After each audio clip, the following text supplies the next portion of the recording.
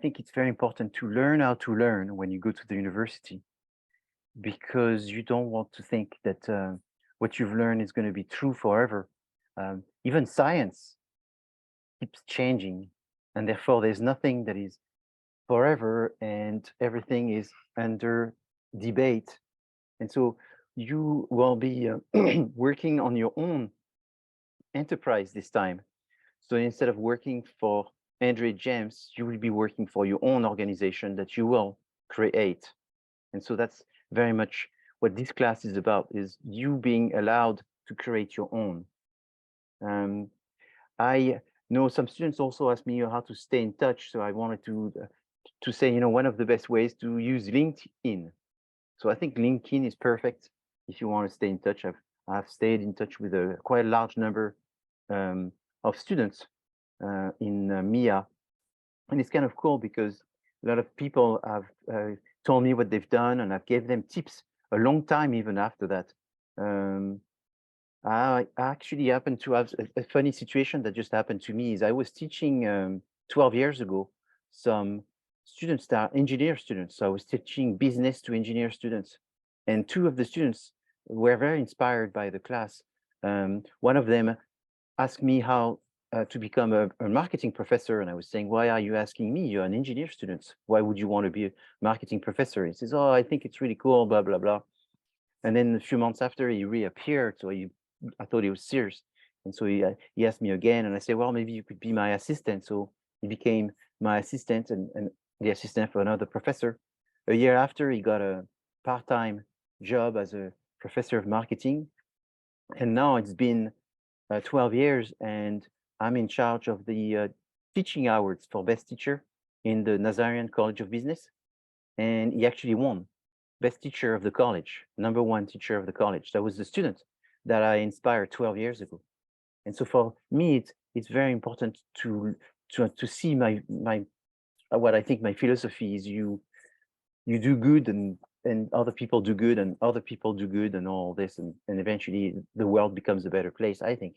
And so I hope I am able to inspire you in some way, maybe not to become a teacher, that's not the point, but a learner. I think that's what I find very exciting, is to become a learner and have the curiosity to discover new things. And so you go to the university, I think, to be a learner and discover new things and learn to learn. That way you can keep adapting in this world that is constantly changing. I suppose I had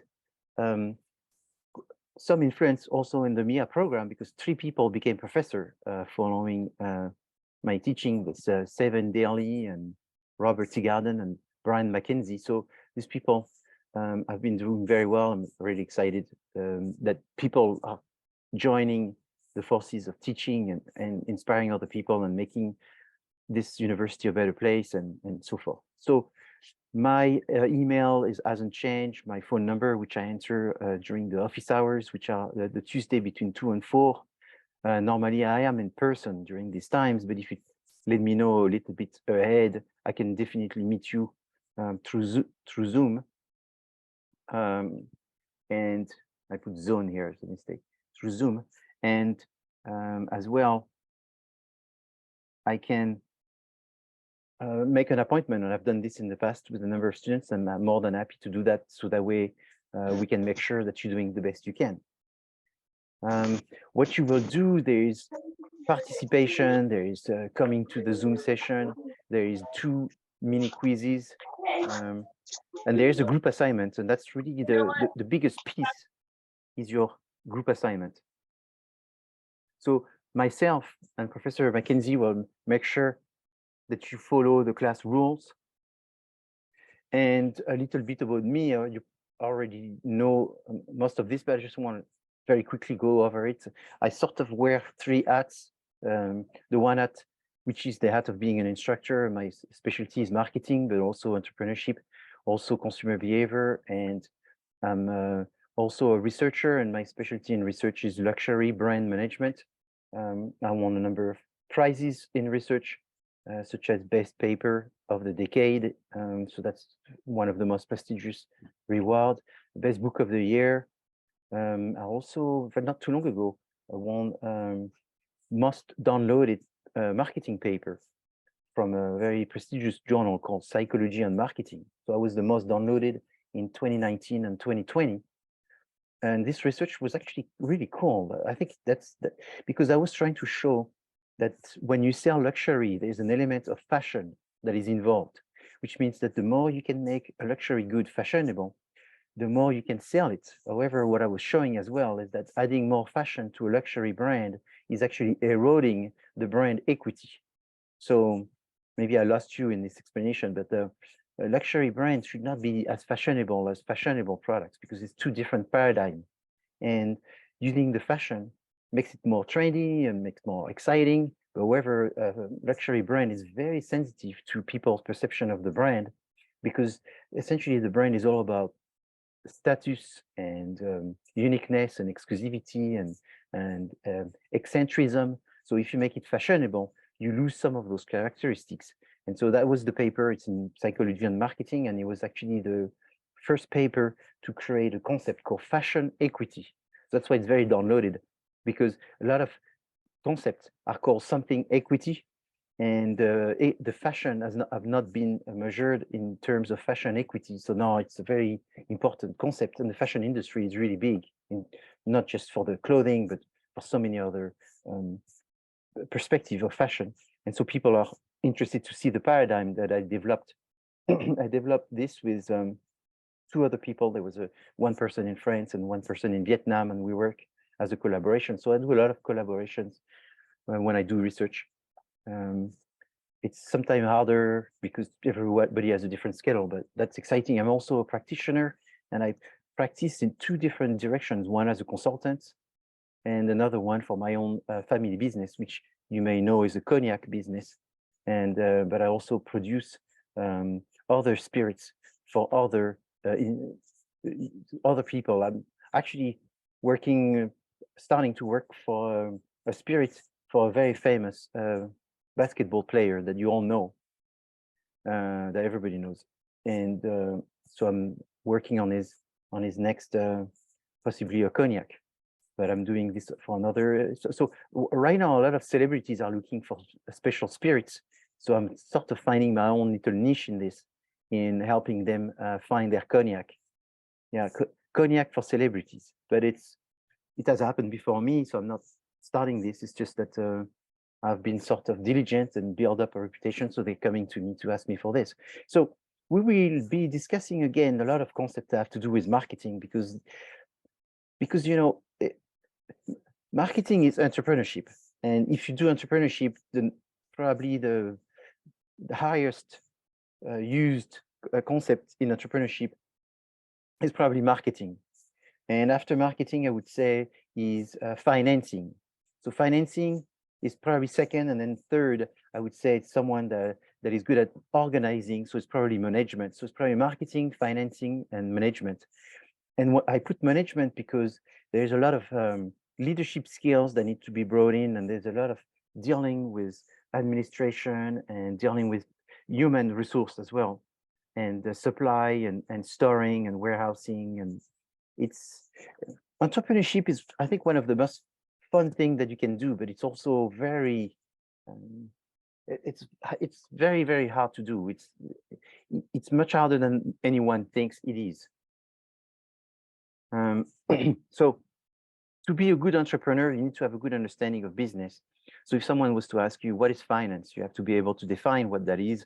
What is business law? What's innovation? What's management, production, marketing, accounting, business, and what is consulting? All of those terms are terms that you use when you're an entrepreneur, because when you're an entrepreneur, you need to be able to do it all.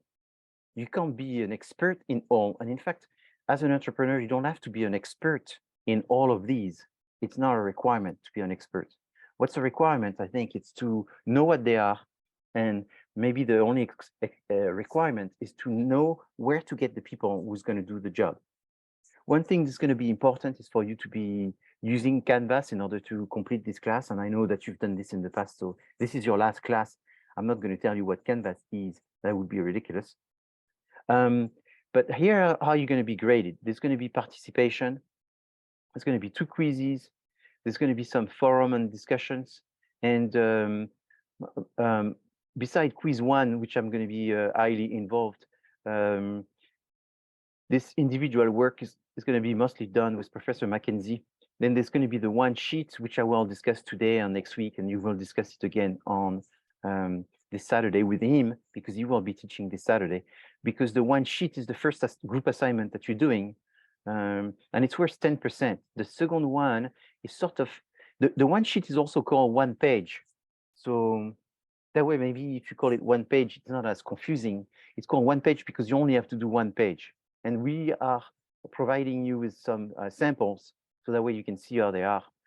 Then the go-to-market, this time it's a PowerPoint presentation. And then the in-class presentation, obviously this one is a bigger.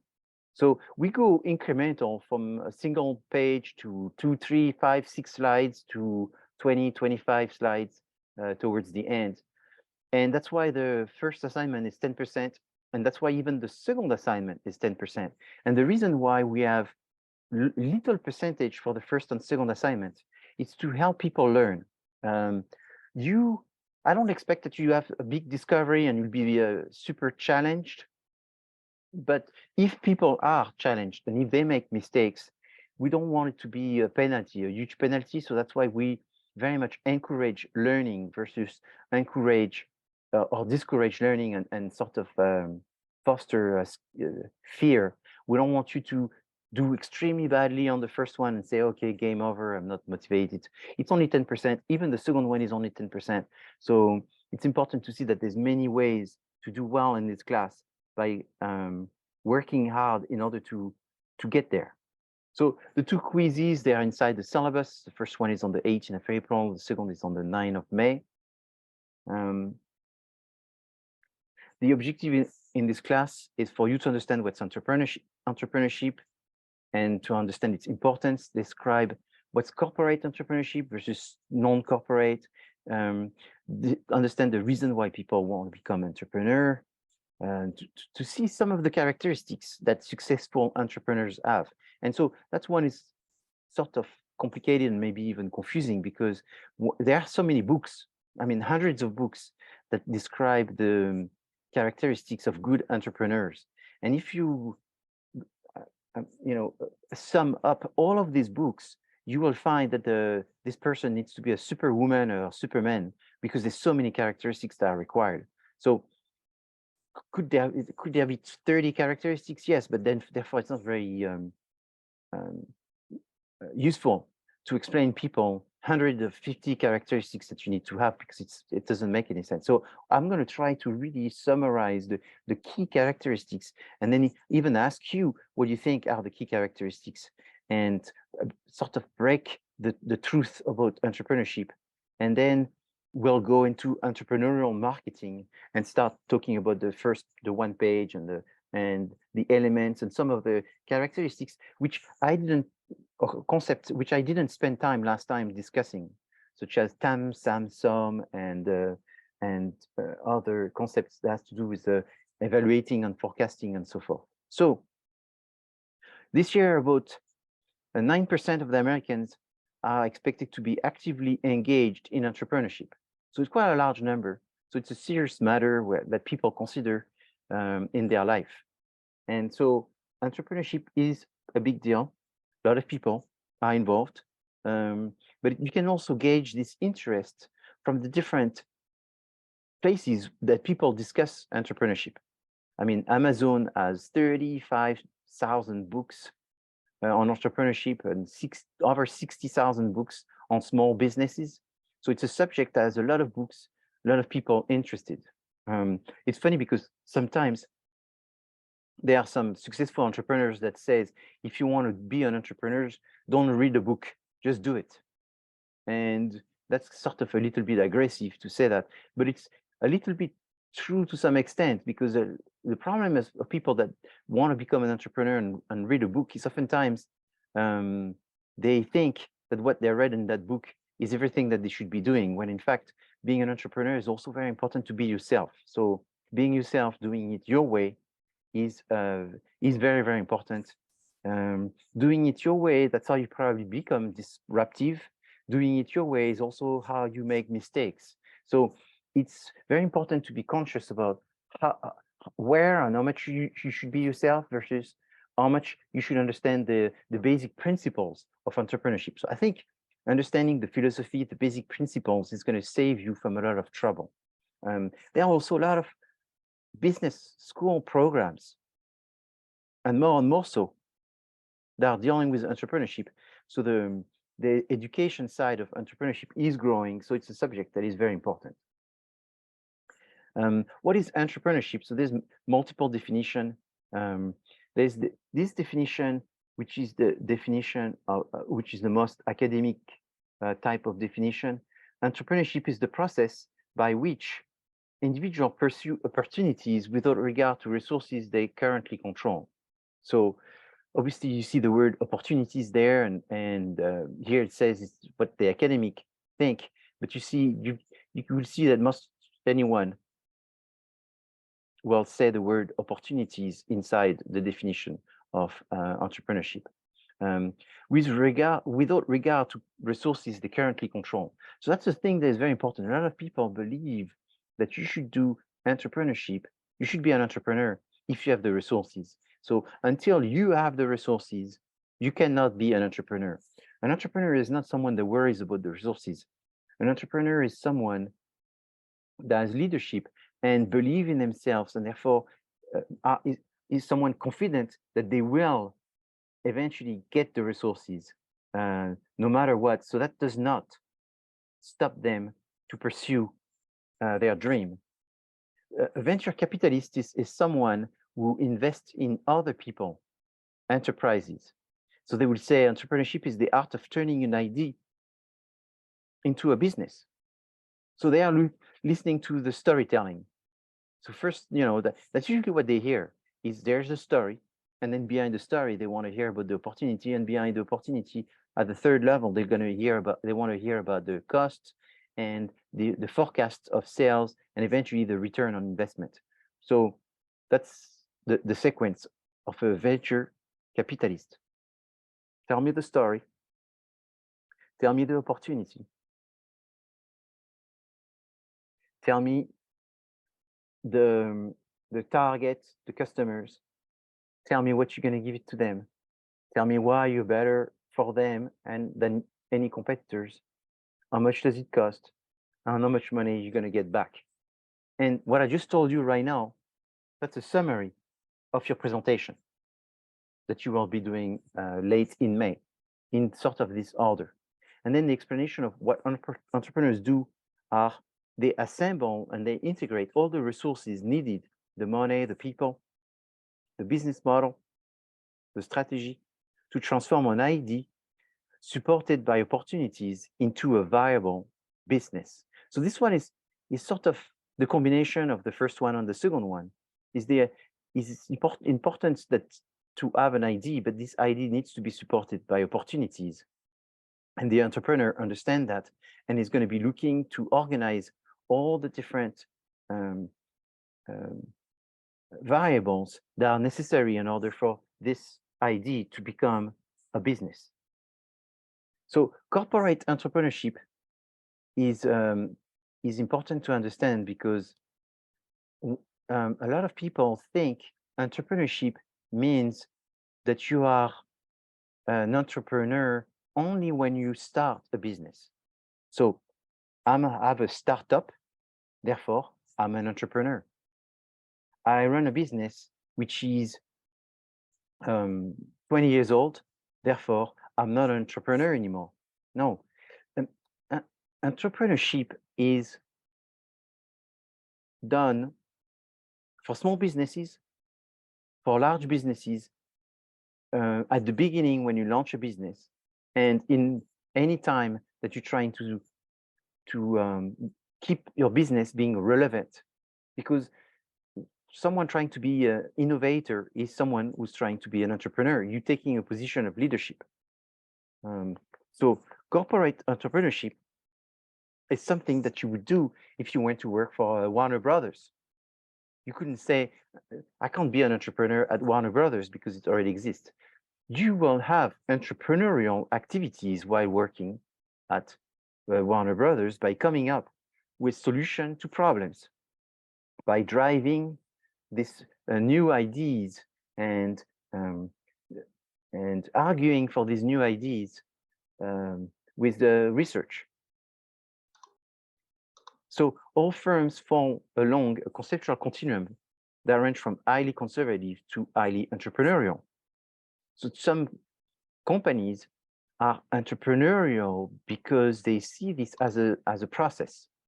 So it's like, do we want to be entrepreneurial? No. Why are we entrepreneurial? Well, just because we're supposed to. It's more of a process than a philosophy. Being entrepreneurial is a philosophy, which is that you're constantly feeling like an underdog almost. The minute that you feel comfortable, you're not an entrepreneur. You become a conservative. You try to secure, protect what you have, and that's when your business is going to start tipping over. When you're an entrepreneur, is you someone who's never on the status quo, who's constantly curious, who is constantly looking for the next best thing. So the problem with being an entrepreneur is you may never be finishing anything, because entrepreneurs, they like to start things. So you're constantly starting things, constantly thinking about something else. And it is true that there's a big difference between an entrepreneur and a manager. A manager is someone that looks for routine. A manager is someone that looks to create processes and to organize repetition, versus an entrepreneur is someone who absolutely doesn't like repetition and is constantly looking to create a situation of novelty and look for the next best thing. So if you are too much of an entrepreneur, you're never going to make enough profit to have a business that keeps on going. And maybe it's okay, because maybe you start the business and then you sell it. You cash out by having someone else who is much better at managing it. It's true. But what's very, very important is to understand that you need skills, a lot of skills, to be an entrepreneur, and nobody can have all of these skills, and therefore knowing how to surround yourself is very, very important. So entrepreneurial firms are therefore focused on innovation. They focused on taking leadership and taking risks and coming up with ideas that are novel, that nobody had before, and they're taking risk. Versus the conservative firm, they're going to be waiting for other people to take the initiatives. They're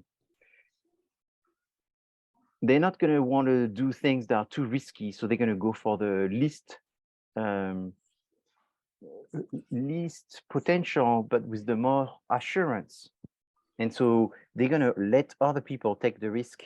And that's why it's important to understand that entrepreneurship is not just starting businesses. Entrepreneurship is running businesses, even existing businesses.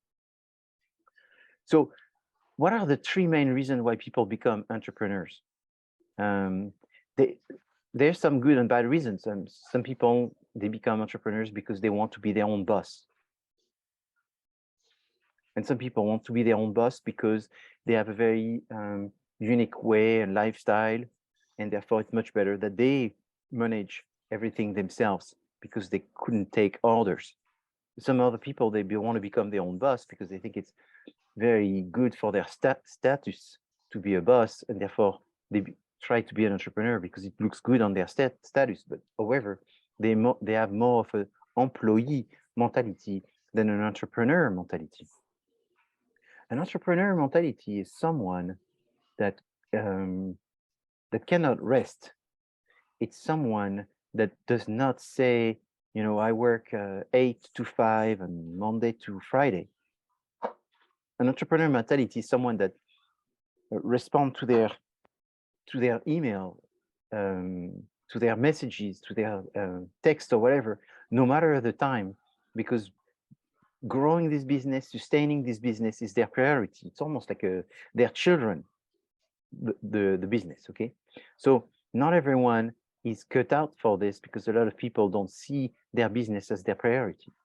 There are people that have an idea and they're very passionate about their idea, and they maybe want to change the world with their vision of what the world should be.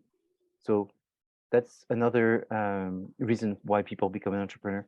And then another thing is because they want to maybe have more financial resources. They want to make more money, and they want to make faster money, more money. And they feel that they deserve more money. And therefore, they're going to be an entrepreneur, because that way they're going to be able to earn what they deserve. So they believe in this concept of merit, and they believe that they deserve and merit better. And so they will become entrepreneurs in order to make more money. Because of this, that made me think about this concept of attribution. So attribution theory is a theory that most people know, but they just don't know it's called attribution theory.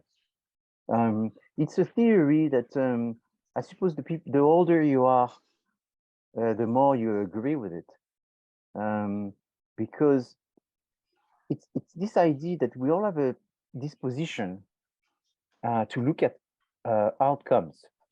So we look at outcomes in a different way. And so I have two scenarios. I have a Bob within the blue arrow, and Bob within the sort of this I don't know what color, like skin color arrow. And Bob is successful, he's happy because he's winning, because of who? Bob is failing, is sad, is stopping because of who? So the attribution theory is therefore this disposition that you have in thinking that your success or your failures are due to you, are due to others. So it's called internal attribution versus external attribution. If you attribute failure and successes internally, so it's called a dispositional attribution, is therefore you are not blaming anyone else than yourself most of the time. Versus external attribution, where people are positive or negative, from something outside. So it's like, I failed because of something outside, and I succeeded because of something outside, or I succeeded because of me. That puts you usually in a worse position than if you have an internal attribution, where you relate what's happening to you to what you have done. And so a lot of research has been showing that the best position to have is to have internal attribution. So why am I saying that? How does this connect to entrepreneurship? We'll ask this question. Danica, you have a question. Yeah, I was just wondering if you have your focus on internally attributing your successes and failures without sort of taking into consideration how much small environmental factors can make a difference in pretty much anything, or things like luck and stuff. Are you going to have more of a skewed view, or is the internal attribution more like the basic mindset to go with, so that you're kind of more or less moving in the right direction? So thank you for your question. So internal attribution are the people that, I don't know the percentage exactly, but I'm going to make it up. Like whoever is 65% of the time relating to what happens to them in terms of outcome to themselves, they are internal attribution person, versus 65% relating to what happens to external, they are external attribution. And so this has an impact, and it has an impact to entrepreneurship. Why do you think? Anyone can guess? If you're an entrepreneur, you're kind of the one who has to drive the ship. And if you're doing a lot of introspection and being cognizant of the ways that you impact your business or your reality or whatever else, then you're more likely to see the things that you're doing that you have control over and make a difference that way. Exactly. It's an issue with control. So the people who do things and thinks that they're unlucky, that it was not their day, that they're not capable, that they were not going to be able to do things, and therefore blaming this lack of control, they're going to have a very hard time doing entrepreneurship because in entrepreneurship, from the get-go, you're most likely to fail. So you don't go into entrepreneurship thinking that you will succeed all the time. It's a little bit like saying, you know what, I'm going to learn a sport and I'm going to go compete very early on. You know, I'm going to go compete as soon as possible. So maybe to give an example that is sort of measurable, it's like someone that says, I'm going to do karate and I'm going to compete in karate. And everybody says, oh, are you going to wait to get your black belt to compete in karate? And this person said, no, I'm going to do 1 month of karate. And after a month, I'm going to compete. And this person expects to win as a black belt, then win as an yellow belt, win as an orange belt, win as a green belt and a blue belt. No, you're probably going to get beat up probably all along at every belt. But you're not doing it to win. You're doing it because after this experience, your percentage is going to become better. So I was losing 90% of the time when I had a white, yellow, orange belt. Then when I got a green, blue, brown belt, I was losing 50% of the time. And then when I got a black belt, I was losing 10% of the time. So this person is the person that is ready to do entrepreneurship. Because the person that is so worried of losing as if it's a personal failure, but not an opportunity to learn, is not going to do well in entrepreneurship because they're not going to embrace the concept of learning. And they're not going to embrace the concept of internal attribution, which is that it's okay because you learn from every one of the steps. It's nothing against you. It's your control to learn from your mistake and to learn from them and do better and improvise to the next time without expecting perfection. It's this expectation of perfection and this attribution to the fact that you have failed because of others that's going to reduce the possibility for you to learn something that you will eventually gain control by mastering from one time to the other, right? And so I know, for example, I know my kids learn a piano, for example, and we put them to do concerts right away. And so after 2 months of doing piano, they were playing very simple things, but they still went to a little concert with this simple thing, and it was very mediocre. And then eventually they learned something with more time, more difficult, and they went to a concert and they were mediocre. So in fact, if you look, they did piano for more than 10 years, they were sort of mediocre to every concert. But the difference is what they were playing was becoming more and more difficult. And so by the time that they did it after 10 years, what they were playing on year one, they could have not even read one line of the 5 pages. So what happens is that's what entrepreneurship, it's the step-by-step, always fighting against yourself. The number one fight is against yourself because no one knows everything. And therefore you have to be embracing risk. But again, now we're going to go back to something that I know because I believe I've taught you this, is you have to do research. So it's not like a blind exercise where you just go, you know what, ram it, see what happens, you know, throw it on the wall and see what sticks. No, you do some research and then you have some level of forecast.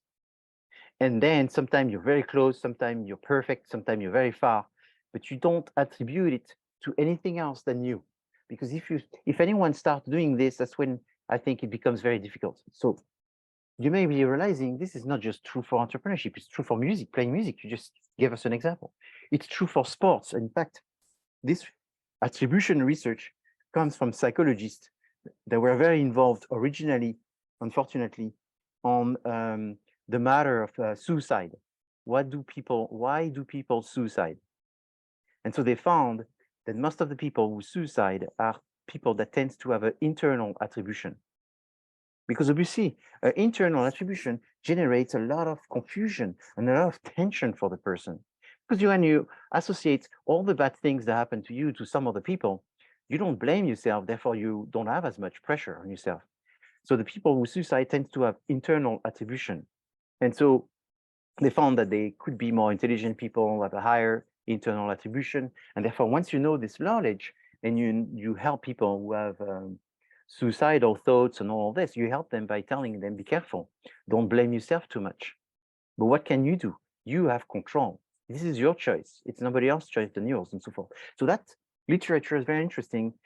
But what interests me more is the literature that talks about the sport.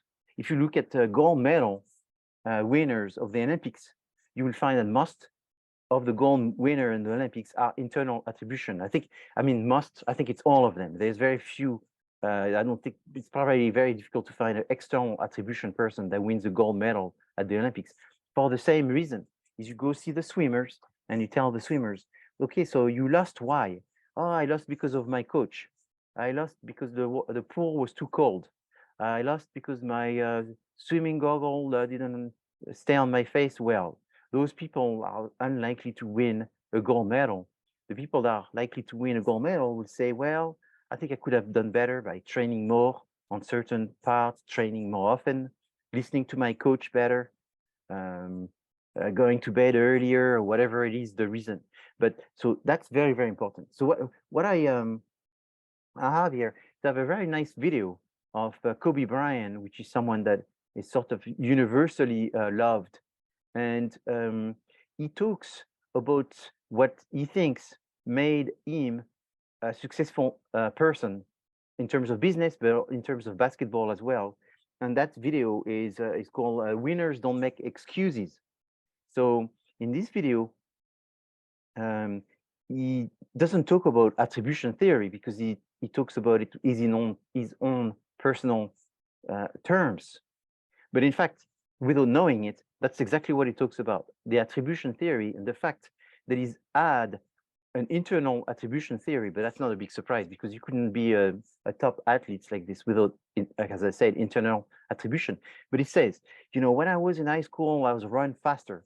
I was throwing the ball further. I was jumping higher than anyone else. But then when I went to pro, I was the slowest. I had the smallest hand. I was jumping the lowest. And if I had external attribution, it's because of my dad, it's because of my mom, it's because of, whatever, I didn't eat enough, or I didn't, then I, or the food diet was not good, he would have never become a pro and a successful athlete. So he explains, I don't make excuses, it's all my fault.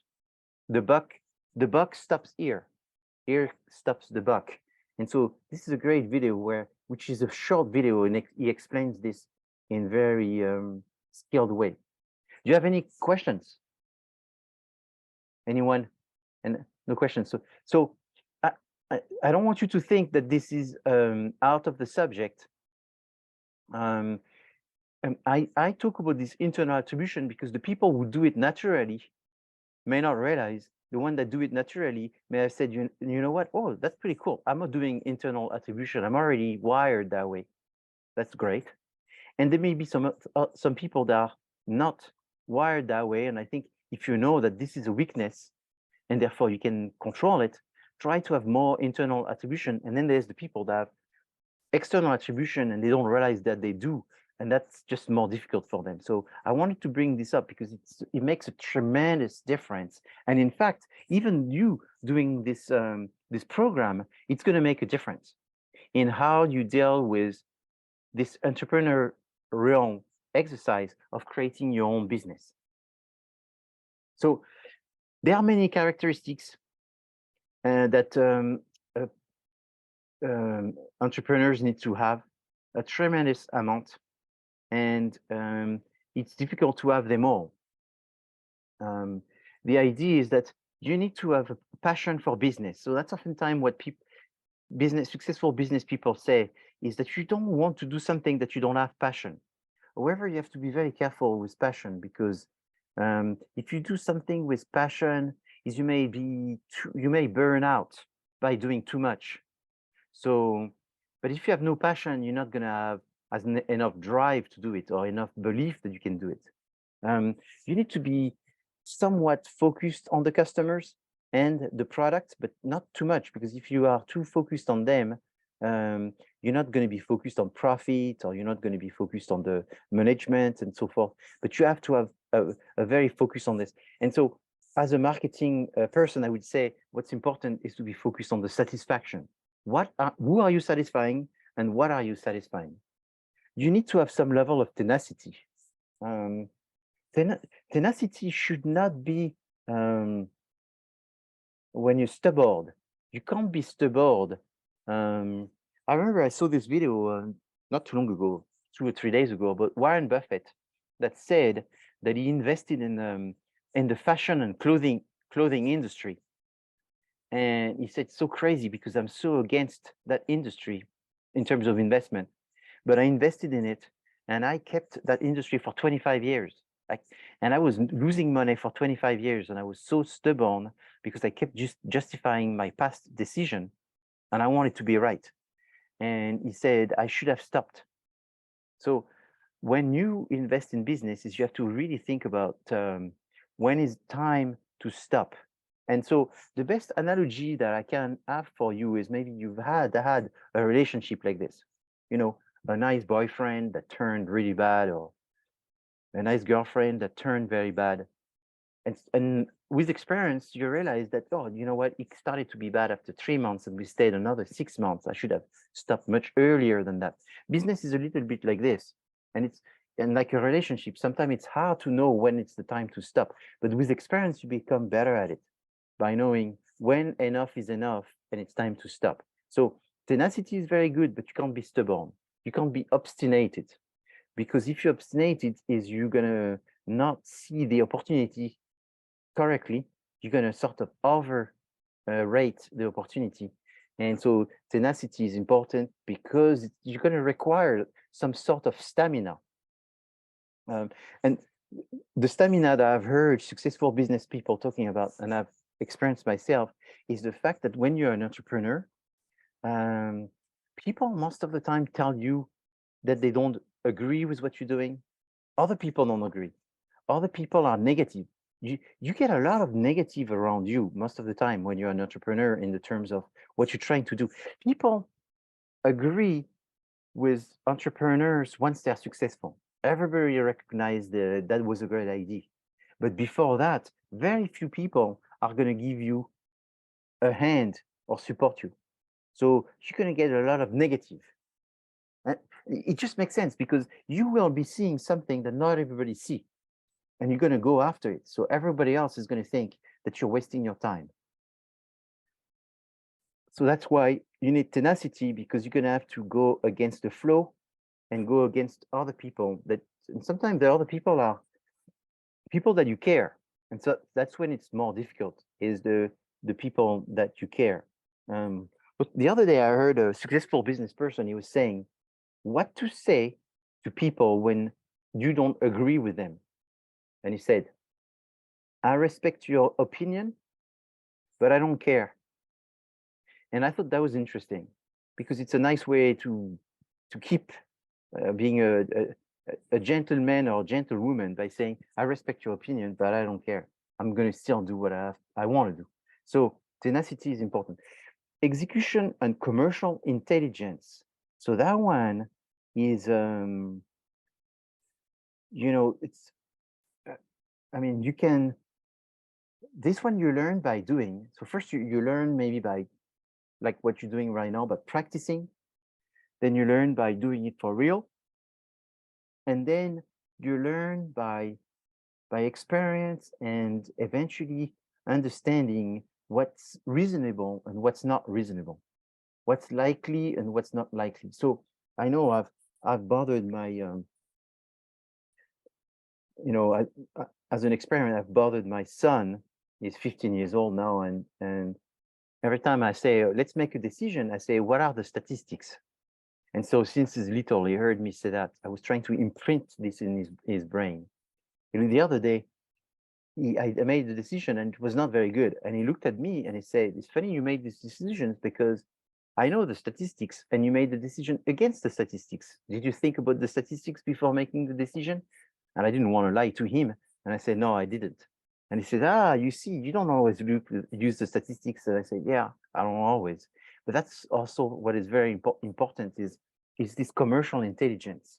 It's this risk taking, which is knowing how the trade works, how the industry thinks, the main players, the thing that you can take shortcuts, the thing that you cannot take shortcuts, and you know what you can do and not do, and you know it comes, and so what's most likely to happen and not likely, because there's nothing that is 100%. And this commercial intelligence, I will connect to something that I said before, is this search of perfection. Not every business should be, some very few business should be in search of perfection. If I had to give a percentage, I would say 5% have to be in search of perfection, but probably 95% of the businesses should not be in search of perfection. 95% of businesses, I think, should be in search of momentum. Momentum is trial and error, launching it, testing it, improving it. In fact, I have a video of a gentleman,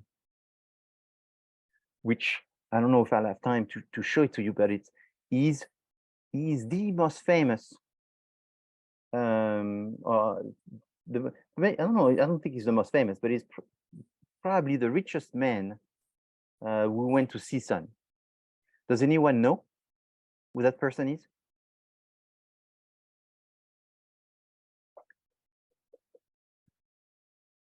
Did This Mike is not Curb go to CSUN? the what? Did Mike Curb go to CSUN? Yeah, that's a good question. I don't know if he went there. Mhm. I don't know. So just for the sake of making sure I'm most likely correct, because Mr. Nazarian, which gave 20 million to our college, also went there. So there's quite a large number of wealthy people, but he could be the wealthiest. But I don't think you know about him because he's very controversial. And I think the university tries to avoid being connected with him. However, I've been saying this to the students for the past 10 years. And because of social media, now I find people that know him more and more because he's becoming more and more famous on social media as well. His name is Dan Peña. Anyone knows Dan Peña? So Dan Peña, he was a student at the end of the 60s. And he went into business and investments and consulting and marketing and all this. And he's got videos, really good videos. I mean, thousands of videos on YouTube and Instagram. And he's got millions of views, 10 million views on his videos. So it's becoming he's older now. He's probably in his early 80s. And he's usually the students know him because most of his videos are directed towards younger people, like 20s, to tell them about life. And one thing that he says repetitively in his video is, don't tell me what you're going to do. Just do it, fix it, do it, fix it, do it, fix it, trial and error. No need to tell anyone what you're going to do, you know, and don't look for perfection. That's why I was thinking about him. If you're searching for perfection, you're never going to get anywhere because you're going to be worried, because you're going to wait, you're going to procrastinate. I mean, that's quote unquote Dan Peña, which is a celebrity YouTuber and all this, and a CSUN alumni, which I think is kind of cool. But he used a lot of bad words, lots of bad words in his video. So it's kind of strange because, you know, you don't expect a gentleman, and he wears a bow tie. I mean, he's super dressed up. He screams also. I mean, his video are just a scream. He screams, speaks very loud, used lots of bad language. So some people get irritated and they stop watching him. But the one that keeps on going, you'll see, I think he has a very good, he means very well. He's He knows what he's talking about, and it's worth listening, I think. Yes, Loga. Hi, Professor. I do have Hi. a question. Like, if your strategy, like your targeting is not like the luxury products, you're selling like the medium quality products, this kind of people. But some people will think your business is not like the highest level of it. So you're gonna like doubt your ability of your like entrepreneurship. So what should I do? Because currently I'm running a small business, Yes. and someone is not satisfied, and they say it's not the like the best thing I have ever seen. I just told them I'm not selling the best quality of the such like products. So it's made me like into very nervous situation. So what's gonna say or just tell Yeah. myself? Well, think of this brand of car called Hyundai. Hyundai was the worst car for 20, 30 years. And now it's the best car, most sold car. So it didn't stop them to make cars by being bad. They just kept them making them better until most people buy a Hyundai now are young people. And if you ask them if it's a bad car, they tell you it's a great car because they don't know about the Hyundai when they were bad cars. And even if they know, they don't care because that's not the case anymore. So when you run a business, the worst would have been for these people saying, oh, our car are bad. Let's not sell them until they're perfect. And then what? 5 years, 10 years until they get it perfect? They just kept selling and doing better and better and better to the point that now, I mean, some of those cars, I mean, there's a bunch of Hyundai that look like Bentley that they're selling. I mean, you look at a Bentley and you look at that car and you go, whoa, what's the difference?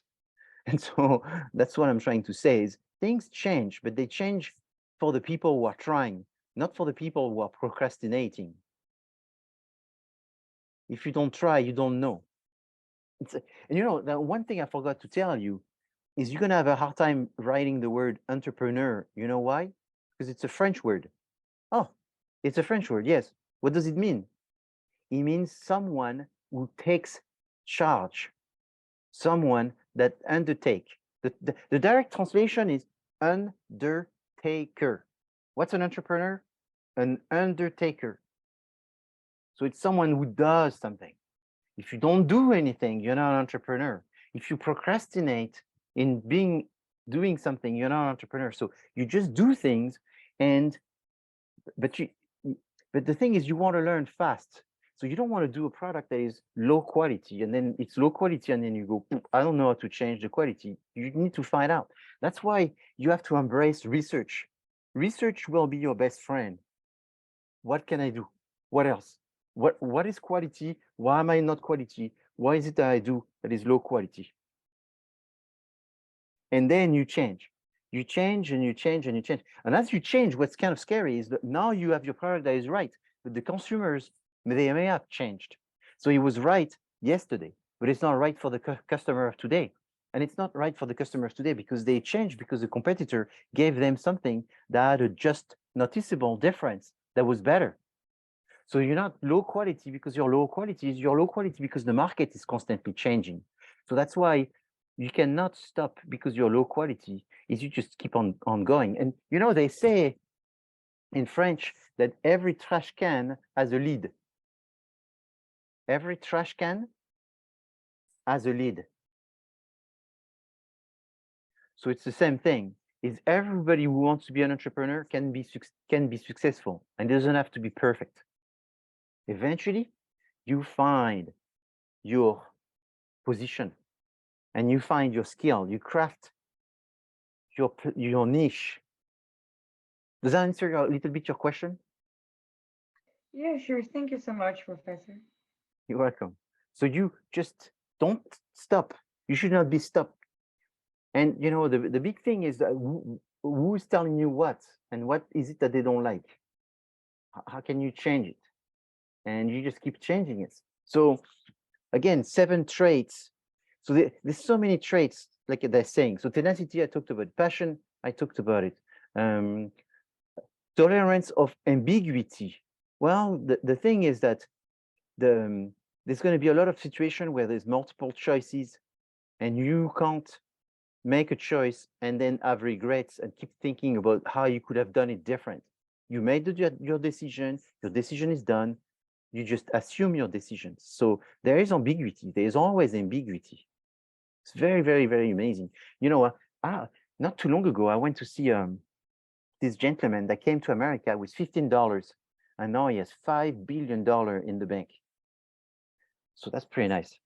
And I'm doing a cognac for him because that's one of his dreams, to have his own cognac brand. So I'm putting it together.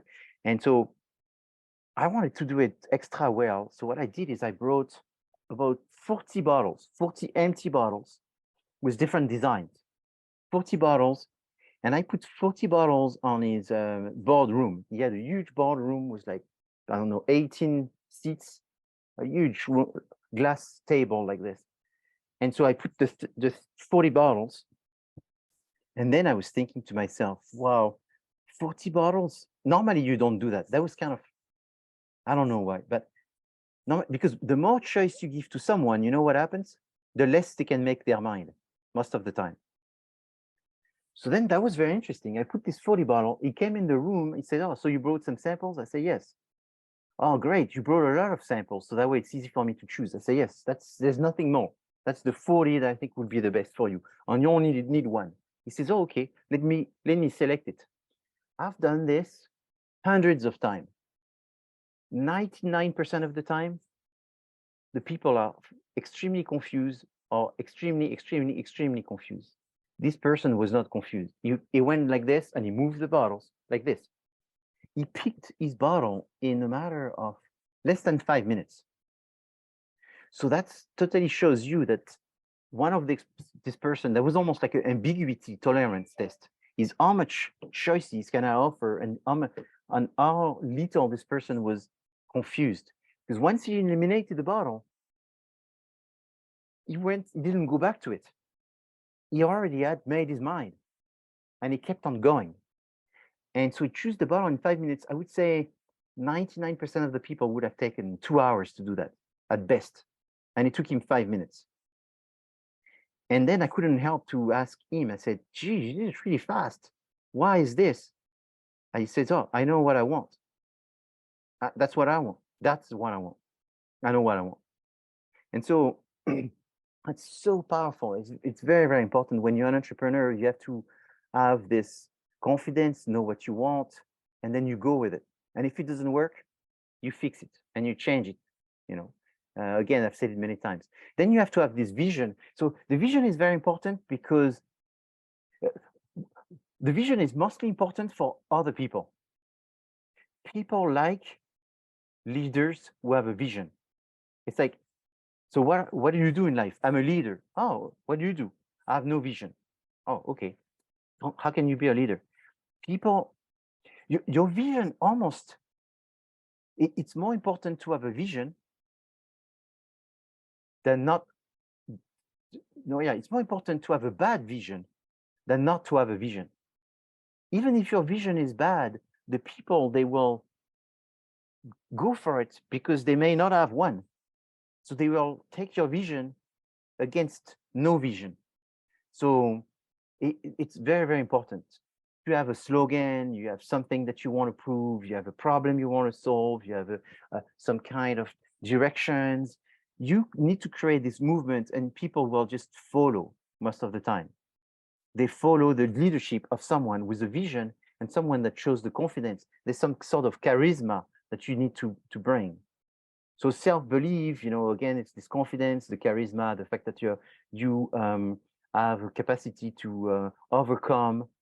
You don't get too crazy. Flexibility.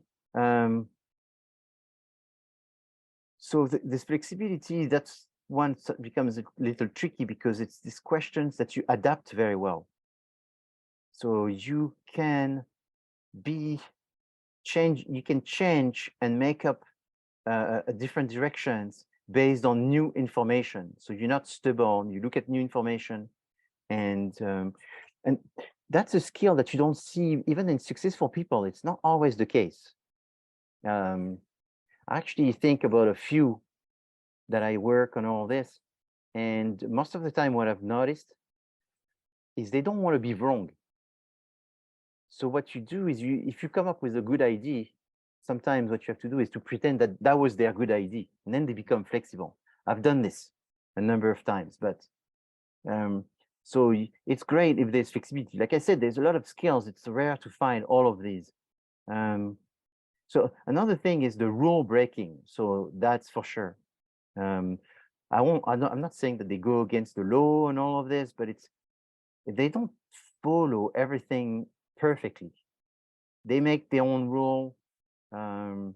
They break rules. They definitely take chances on some things. I've done it myself a number of times. So it's not like they're cheater or liars or stealers or whatever, but they break rules. They have some ethics, but it's an ethics that if it doesn't hurt anyone and it's good for me, I'll do it. You can't. And what I've seen a lot is there's so many regulations, so many administrative sometimes, that if you do everything by the book, it doesn't always serve you very well. Sometimes you have to take some chances and be worried to break the rule. But there's not just this rule, there's also the concept of being disruptive, being someone that is willing to do something that nobody else does and be the first, being the first to do something that nobody does. It's easy to say, but there's a lot of people that don't want to do that. So can you become an entrepreneur? Or do you have to be born as an entrepreneur? Is there some kind of genetics behind entrepreneurs? Of course, there's some people that have better predispositions to become an entrepreneur because they have so many of those traits. They're very self-confident. They believe in themselves. At the same time, they have a natural charisma, and they attract people, and they have clear ideas, and they can conceptualize complicated things in simple way. Of course. So you can have the skills. However, you can learn to do this. So if you had to have only one characteristics, I think, and then try to compensate for the other one, the one characteristics will be to be someone that mean to change the world. I think if your number one thing is that you think you can change the world, even a little bit, then it's great. You probably don't know anything. Do you know young people call people NPCs? Do you know what's an NPC?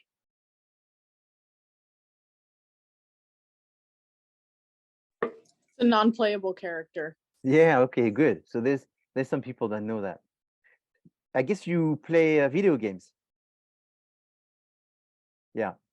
So my son was just 15, so he's just starting high school. I told him, do you guys call each other an NPC? He says all the time. That's like the first thing. Oh, you're just an NPC, an NPC. Everybody call each other NPC. And so it's the opposite of an NPC. I think that's the number one characteristics is what do you want? What do you contribute to society? What do you do to society? What do you offer to society? Because you see, an entrepreneur is also not just someone that makes millions of dollars and create companies. An entrepreneur is someone that takes action, that undertakes something. So you have shown some entrepreneurial skills by just even stopping to do what you are doing and coming to CSUN to get your degree, your master degree. That's some level of entrepreneurship.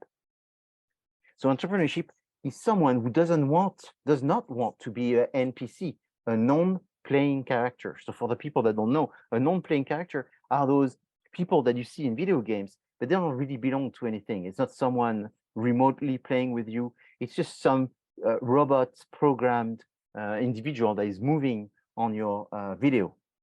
And they're just there as decoration. So anyone who is not the decoration in their life, that is playing their real life with passion, is most likely doing something entrepreneurial. So I think that's to me the most important. So then obviously there's different propensity and dispositions. And what you do is you can learn to become a more and more active entrepreneur in more and more difficult situation, and to contribute more and more to your society. So that's why people like entrepreneurs, is because they are oftentimes contributors to the society. They create wealth, they create well-being, they create changes, they create innovation, they serve by leading and creating wealth and growth and work for some people. I mean, people want work because they want to be able to make a living. And why do they make a living? It's because there's an entrepreneur somewhere who's making things change and making it better. So that's why entrepreneurs are so important in our society. So just, someone who networks, someone who focuses on goals, someone who is constantly seeking opportunity, someone that has some level of creativity, someone that can make quickly decisions, someone that has some level of energy. And I remember that was one of the 3 characteristics for Warren Buffett. Warren Buffett is, I think, the 5th wealthiest person in the world, who is mostly an entrepreneur within financial investments. And he said, I think that's the 3rd most important characteristic for Warren Buffett is energetic when he's looking for stuff. And as a strong work ethic, I think for Warren Buffett, that was the first. Number 1 is work ethic. And it's funny because, for example, Warren Buffett says that skills, knowledge and skills is not very important. The most important is work ethic. And then there was another one, I forgot what it was, and then it's energetic. So lengthy attention span. So that's another thing, is how long can you concentrate? It's sort of this concept of stamina. Someone that is more optimistic than pessimistic, someone that's good at engaging and persuading others, someone is good at self-promoting and promoting their ideas, someone is good at organizing resources and getting things together, someone that's high confidence, that can start by themselves, they can have initiatives, that has tenacity, and again tolerates ambiguity and looks at this vision. So see, I'm trying to talk about all the different characteristics as possible. So is it someone who is a gambler that can be an entrepreneur? No, you don't want entrepreneurs that are gamblers. You want someone that is not afraid of risk, but is not a gambler, because the gambler, it's all luck. And I don't want to say that there's absolutely no luck in success. There is some luck, but luck is a small percentage. The biggest percentage is how much you have been proactive in order to increase the statistics that you would be lucky. So everybody is going to be lucky. It's just how lucky you're going to be, how much statistics are in your favor, and the amount of statistics is based on your preparation. And your preparation may come from networking. Who do you know? Entrepreneurs are primarily motivated by money. So some people say it's never, some people say it's very rarely. The reality is that if you are primarily motivated by money, that's when it's very bad. So entrepreneurs are motivated by money, but that's the first thing. It's very bad. Why is it so bad to have number 1 thing, which is to be motivated by money, and the more money you make, the more you're successful? Why would that be bad for somebody saying, I'm going to be an entrepreneur? Why would this be bad?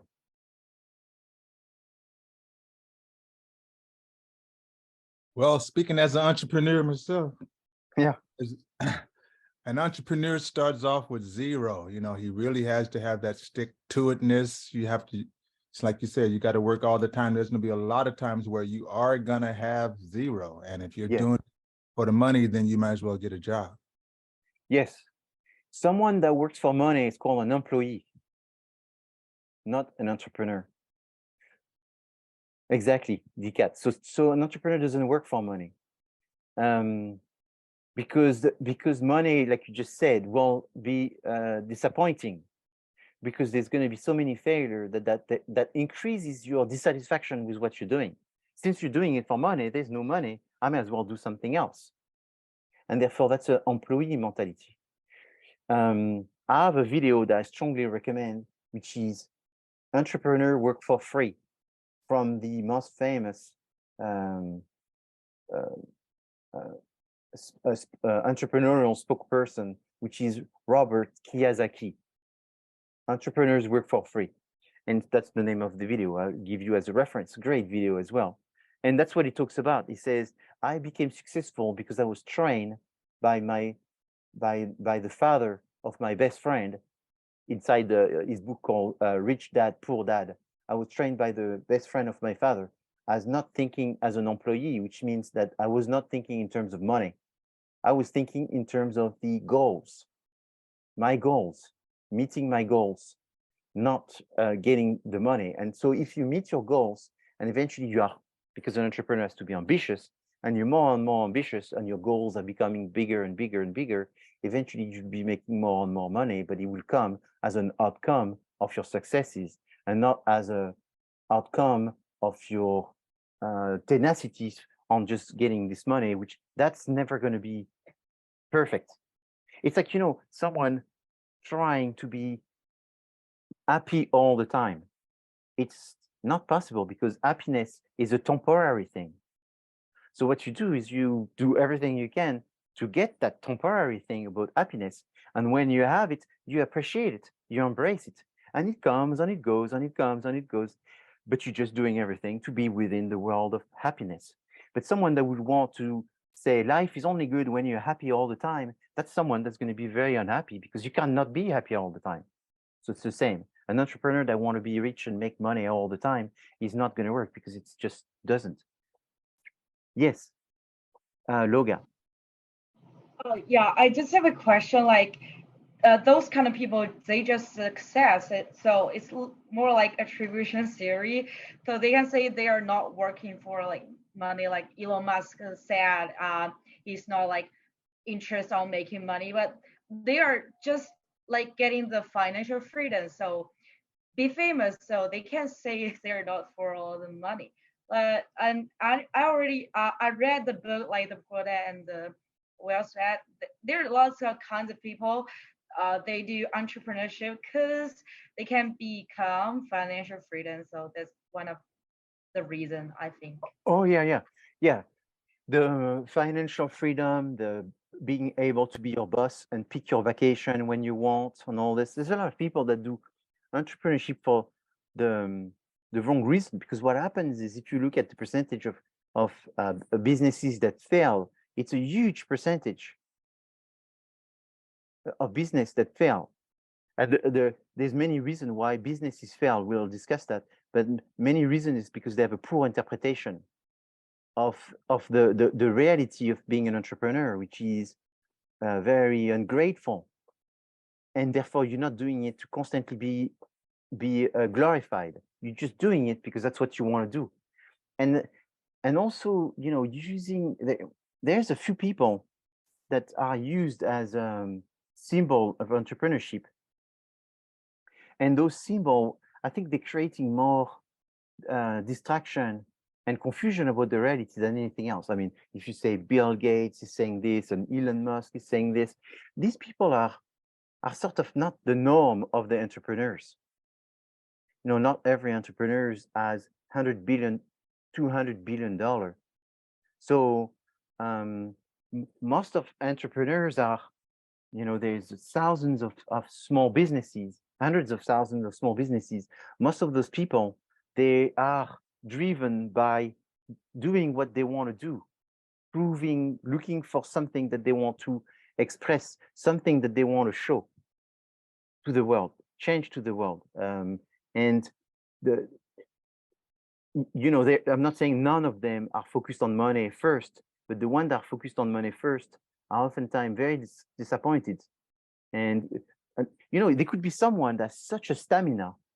It's just the most amazing tenacity and stamina. They were first focused on money, but they had such a stamina that they didn't make any money. And eventually they made some money, and they made it. But there's a lot of people that were focused on the money, and they didn't have enough stamina to endure the fact that they were not going to make enough money fast enough compared to their expectation, that they were going to give up.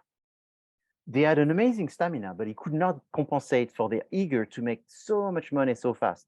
So that's what failed them. So there's a sort of a balance that you need to have. And there's another person that is super famous in the world of entrepreneurship in America right now. He's called Gary Vaynerchuk.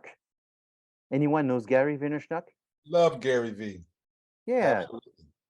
So Gary V is the sentence that he says the most is one, you don't need any money to start. That's probably his number one. He says a million things, and there's 5 things he says most often. One, you don't need any money to start. And 2 is I think you use the word pander. If you pander over and wait for the money, you're not going to be a good entrepreneur. That's those 2 things he says all the time. Anything else, Dikat, that he says? He also curses a lot, just like the one that you talked about. Yeah, exactly. It's like the same as that Mr. Pena. Yeah. He started off with very little. I mean, and yeah, he's just an incredible marketing person, and I mean, I see some similarities between you and him. It's funny. Well, yeah. I tell you that it's very funny that you say there's similarities, because he started in the wine business. Oh. He started in the wine business, and the way he started, I tell you very quick. So he started in the 90s. So he started before me because he was the kid of a liquor store owner in New Jersey. And so his dad had a liquor store, and he had one liquor store, like thousands of liquor stores in New Jersey. The one that sells the lottery tickets, the one that you can buy Cheetos and liquor and all this. And then his dad says, well, you know what? We came from Russia, Belarus. We're not very rich. And I know, you know what you're going to do? You're going to take over my job someday. And he was going crazy. He says, there's no way I'm going to do this. This is boring. Like, I can't believe it. And then he told his dad, you know what? Is it okay if I advertise on the internet? Mm-hmm. And his dad said, waste of time, go for it. So then he went advertise the store of his dad, which is just another store. And then he started making millions of dollars. And then he told his dad, it's okay if I do email marketing. And his dad say, well, you surprised me the first time, go for it. So email marketing in 97, huh? People didn't know I have an email in 97. So he was email marketing. And then he made another several $1 million. And then he went to see his dad in 2004. And he said, hey, Dad, I have a third idea. I'm going to do YouTube wine marketing. And his dad went like, you're crazy, but go for it. That's the third time. So then he went on YouTube and he posted a video every day about wine. And he talked about wine, and he talked about football and baseball and sport. And so he got the people that like sport to listen about wine. And then he told them to go buy the wine on his dad's business website and all that. And then he bought, now he's very famous because he owns a media company. And he has his own advertising agency and social media agency and all this. And he even he's one of the agencies that advertised at the Super Bowl in a matter just of a few years. So he's very, very successful. He curses a lot.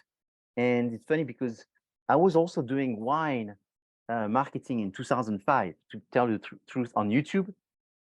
And I had hundreds of followers, but most of the people didn't even know YouTube back then. And I was telling them, I'm on YouTube, I'm on YouTube, I'm on YouTube. And people will go see me talk about wine, and people thought I became an alcoholic because all I did is talk about wine, talk about wine, talk about wine. I was not an alcoholic, I just talked about wine.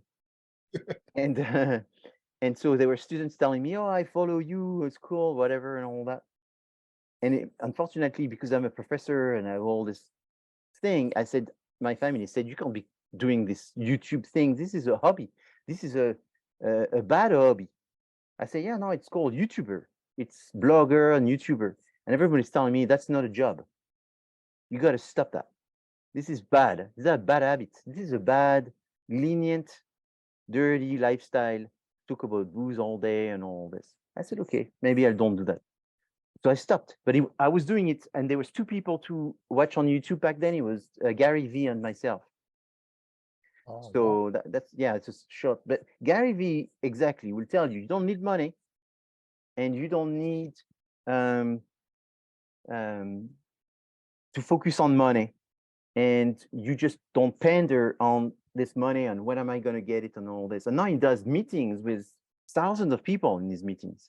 Can I say one more thing, Professor? of course. He does say, and this is something for all of us. He says that, I mean, he speaks about TikTok for businesses very much. Like, you know, if you have a business, you should be advertising on TikTok. He said, and your videos don't have to be perfect. No. Do it consistently, and not just TikTok.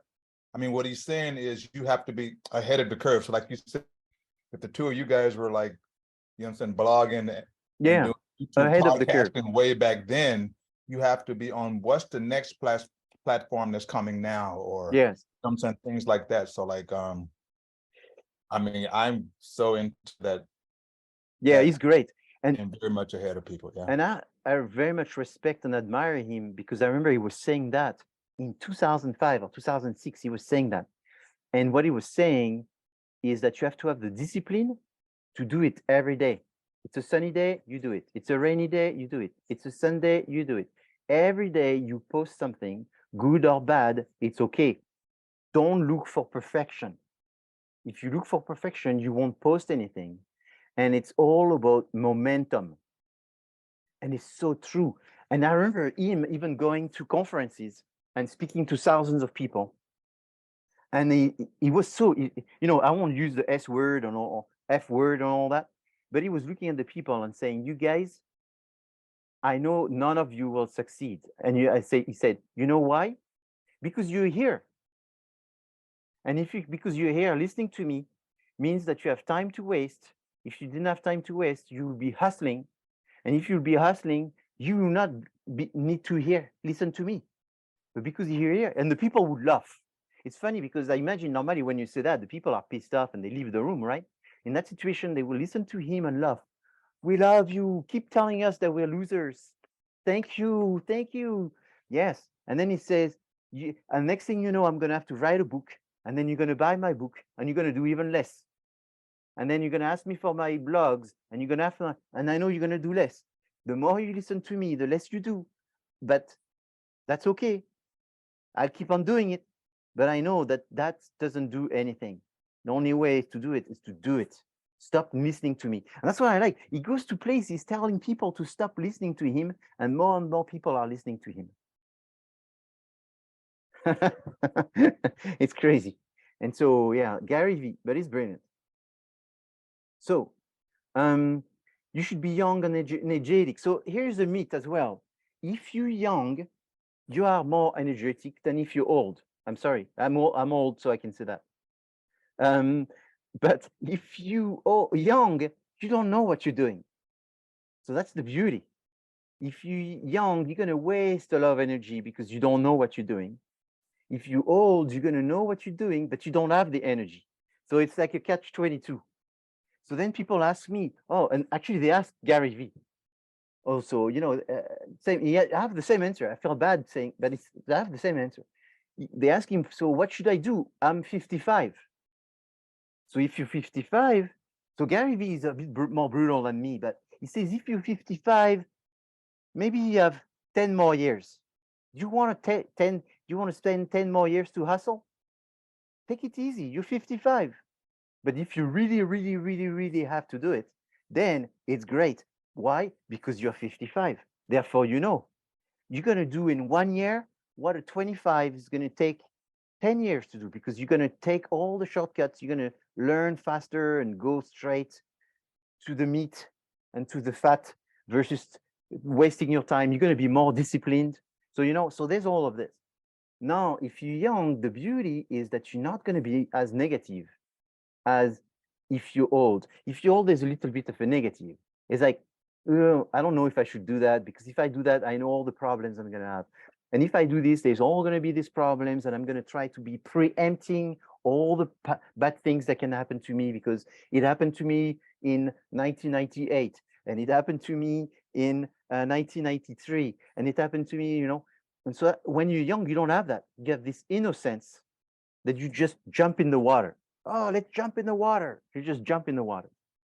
But so what I'm trying to tell you is, therefore, and I think not just Gary Vee, a lot of people, myself, there's pros and cons at different ages.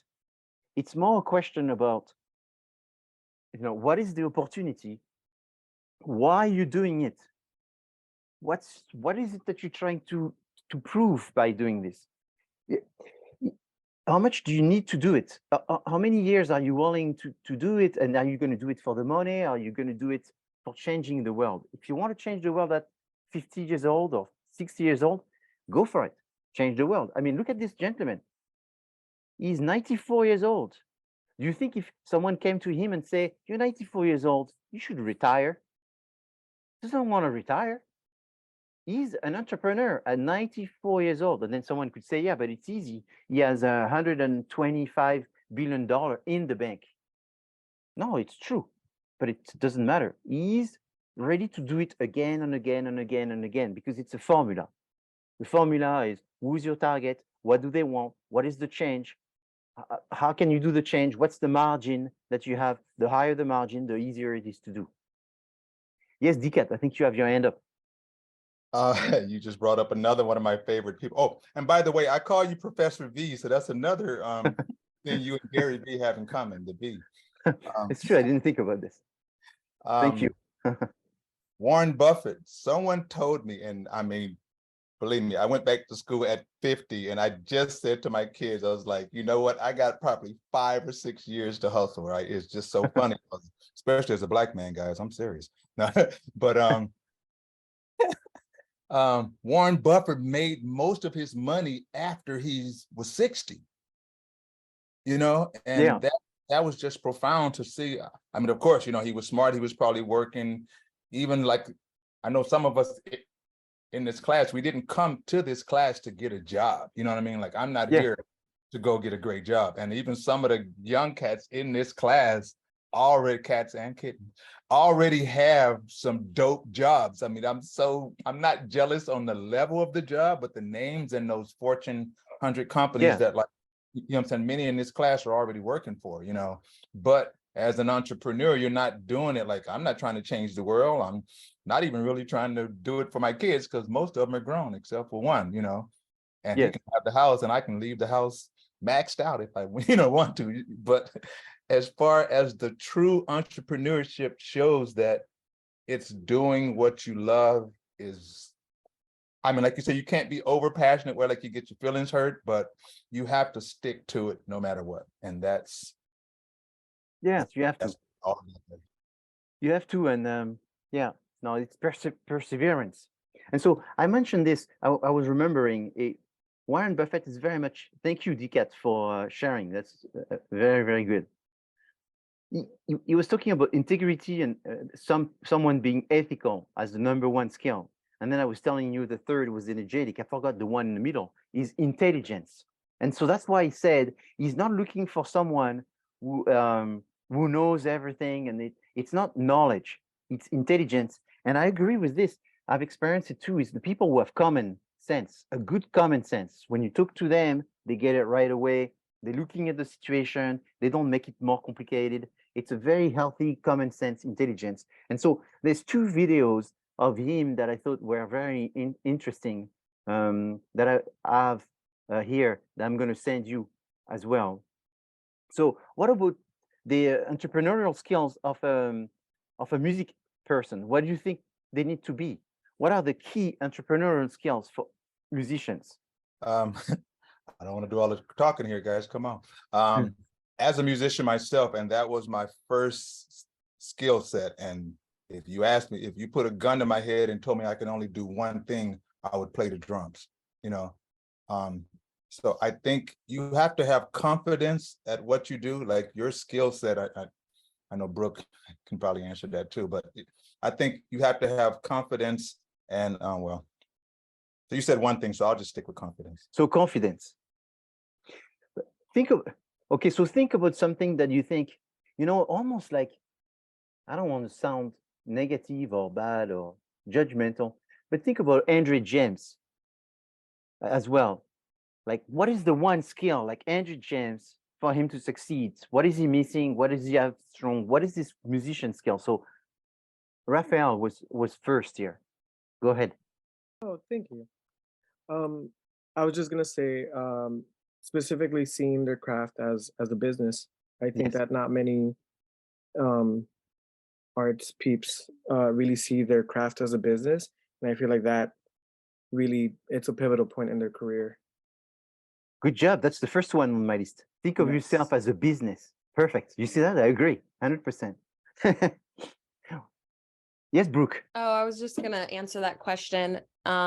Yeah. I definitely agree with Raphael. Thinking of your business as a business and trying to grow your business rather than it just being like a passion or a hobby, which is not wrong, but Yeah. like it's totally fine to have that. But if you want to actually make it into a job or like grow your brand or your business, then yeah, you have to think outside the box and think of it as a business. Yeah, 100%. I totally agree. And I think that's, this discipline, I think that's the idea behind is the discipline. Because if it's a business, people have discipline. Suddenly it's music, it's a hobby. I think the discipline is so important. And I remember there was an artist that we had in the past, and he said, I take it so seriously. I don't go out. I don't stay out. I don't drink. I don't party. When I do the concerts, it's business. I treat it like I want to be back in shape. I want to get the job done. I want to focus. I think that's so important. Yes, Danica. I was going to say that you have to really know the value of your output and how valuable you are as a creative and how valuable what you do is, even if people aren't paying you as much as you'd like right at the beginning. You really have to keep in mind that you have skill, you have experience, you do something that not everybody can do, and treating yourself with the respect that comes with that, I think, is really important, because there will be people who disrespect you and who see what you do as just a hobby or it's just whatever, and knowing that you have the ability to assert your value in any situation and to hold respect for your own boundaries, your own professional boundaries, I think is really, really important as well. Yeah, that's excellent. Yeah, it's very deep what you just said, and I think it's very true. Again, it goes around the respect, discipline. There's a rigor that you have. Anybody else has another skill sets you think that is important for a musician? There's one that is more and more important. I mean, it's like Dicat was mentioning TikTok, embracing technology. And I think that more and more the musician, they have to be into this selling themselves. I have to know how to sell myself. This charisma, this media charisma, creating pictures, doing videos, speaking to your fans. There was one group, that was the group one that presented this band that was rock and roll, Madas. That was a client from the past. It was this rock and roll band. The music was really good. They look really good and all this. But they told us that they just did not have the confidence in creating content. They just couldn't take picture of themselves or take videos. They couldn't see themselves take pictures and then post them all over the place. They thought that this was sort of vain and not real. And so they didn't have this commercial media interest, charisma of new technology and all that. I think it's very, very important for musicians right now. I think being good at projecting yourself and networking and is so important, because people work with who they know. And who they know? You know, there's a bunch of people I can see. I'm trying to sell, let's say in Denmark, and I'm trying to find an importer in Denmark. Normally, the people in Denmark will look at my product and say, oh, your product are good, the price is good. We tasted it, it looks good, let's do it. Now they don't even do that. They look at my Instagram and they go, what? You only have 350 followers? We're not gonna import you. What? I only have 350 followers on Instagram. My product is fantastic. I win points and everything, but that's not a criteria for selection anymore. Is how many followers on Instagram do you have for me to decide to import you? So it's kind of bad because I do happen to have this problem, and I'm a marketing professor and a consultant, and I tell that to other people. So I'm gonna have to sort of take care of my own shoe as the shoemaker and find a way to get more posts, because otherwise people are evaluating on this. So I think that's a big problem now for musicians. And I know that the past 3 cohorts, when I gave them the client, within the first 15 minutes, they all came and say, oh, he only has this on Facebook. That used to be the way. And last year, oh, he only has this on Instagram. And this year, oh, he only has this on TikTok. So you see, people are being evaluated on those criteria. And these are new criteria. And I think for the future, it's very important to go with this. So I want to go back to finish with, what are you supposed to do? You're supposed to find an opportunity. And so, for example, Cliff Bar here was talking about the fact that he tasted the nutritional bar and they were not good, and therefore he created his own. Bad nutrition bar, people want good nutrition bar, I create a nutrition bar. Chobani was the same. He found that the yogurt were bad because the milk from the cow was bad, but people want good yogurt made with good milk from good cows. The opportunity is create a yogurt with good milk. And then you do different flavors because people want different flavors. So that's the opportunity. And then they want different packaging. And so you create different packaging because there's different targets. So business is always like this. So you have to find your own direction.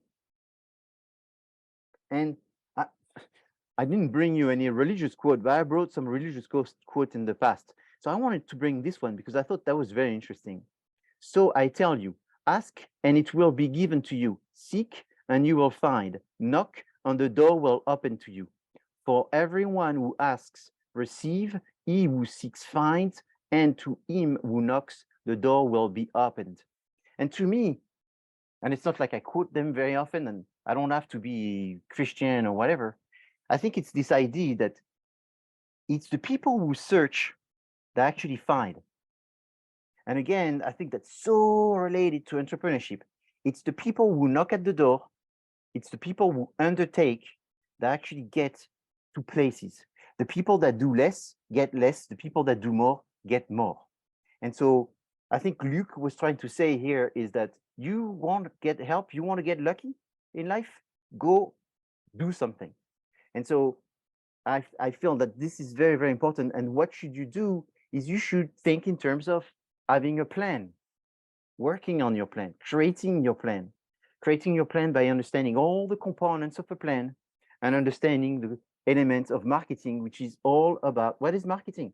Marketing is creating satisfaction at profit on long term. And marketing is about identifying some opportunities. So we go back to this. So that's where we need to go. Where do you find opportunities? In your environment, by looking at the changes in your environment and the capabilities that you have. What is your environment? Your environment is made of the micro and the macro.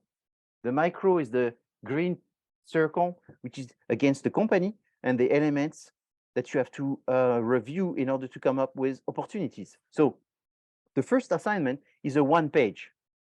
The biggest part of the 1 page is what is the opportunity that you found for what ID? Where did you find the opportunity? Did you do some research? Are you able to do a pest analysis? Are you able to do a SWOT analysis? So the rubric for page 1 is like this. Does the 1 page clearly define the opportunity? So, you know, and the thing is that I sort of trained Brian. And so he actually created the first draft of the rubric. And he put opportunity first. I was so excited because that's exactly what it is. You know, it's first, opportunity first. Are you telling us about the opportunity? Do you include initial research justifying the opportunity? So where did you find the opportunity? Does the one sheet include a clear value proposition? So it's like, what is it that people want and why are you giving them? What is it that they're getting from you? What's their benefit? Does it include at least 3 key features? So what does the service or the product that you're going to offer in the music industry? So remember, this has to be in the music industry. So it can be, you know, we've had a number of people creating a new app for musicians in order to find places where they could go and do concerts. There was someone that created a service to film with a drone concerts. There was an organization selling tickets, concert tickets within a specific situation. There was one that was selling vinyl discs, an online platform for vinyl discs. So, you know, anything concerts. So another one was special concerts, special events, like a competitor of Coachella, but for different music genre or whatever. So whatever is the opportunity that you identify in the music industry, then you tell us what's the ID, and then you tell us what's the value, the benefit for the customer. You tell us who's the customer. So who's the customer?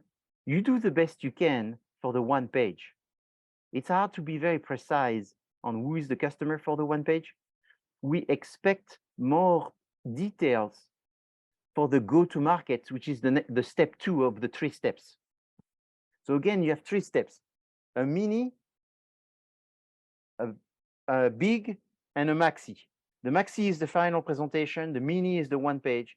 So at the mini, there's a little bit about the consumers. In the second stage, there's a lot more of the consumer. So it's like 10%, maybe 20% of the explanation of who's the consumer in this one page. Then maybe 80% on the go-to-market, and then 100% very clear and detailed in the final one.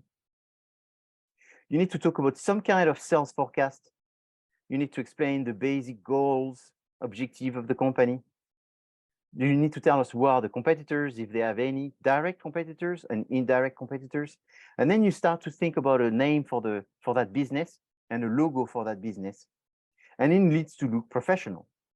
So here's an example. This was for ELS. So these students created the name and the logo. It's ELS in someone's brain. And the idea was that there were a lot of depression within the music industry.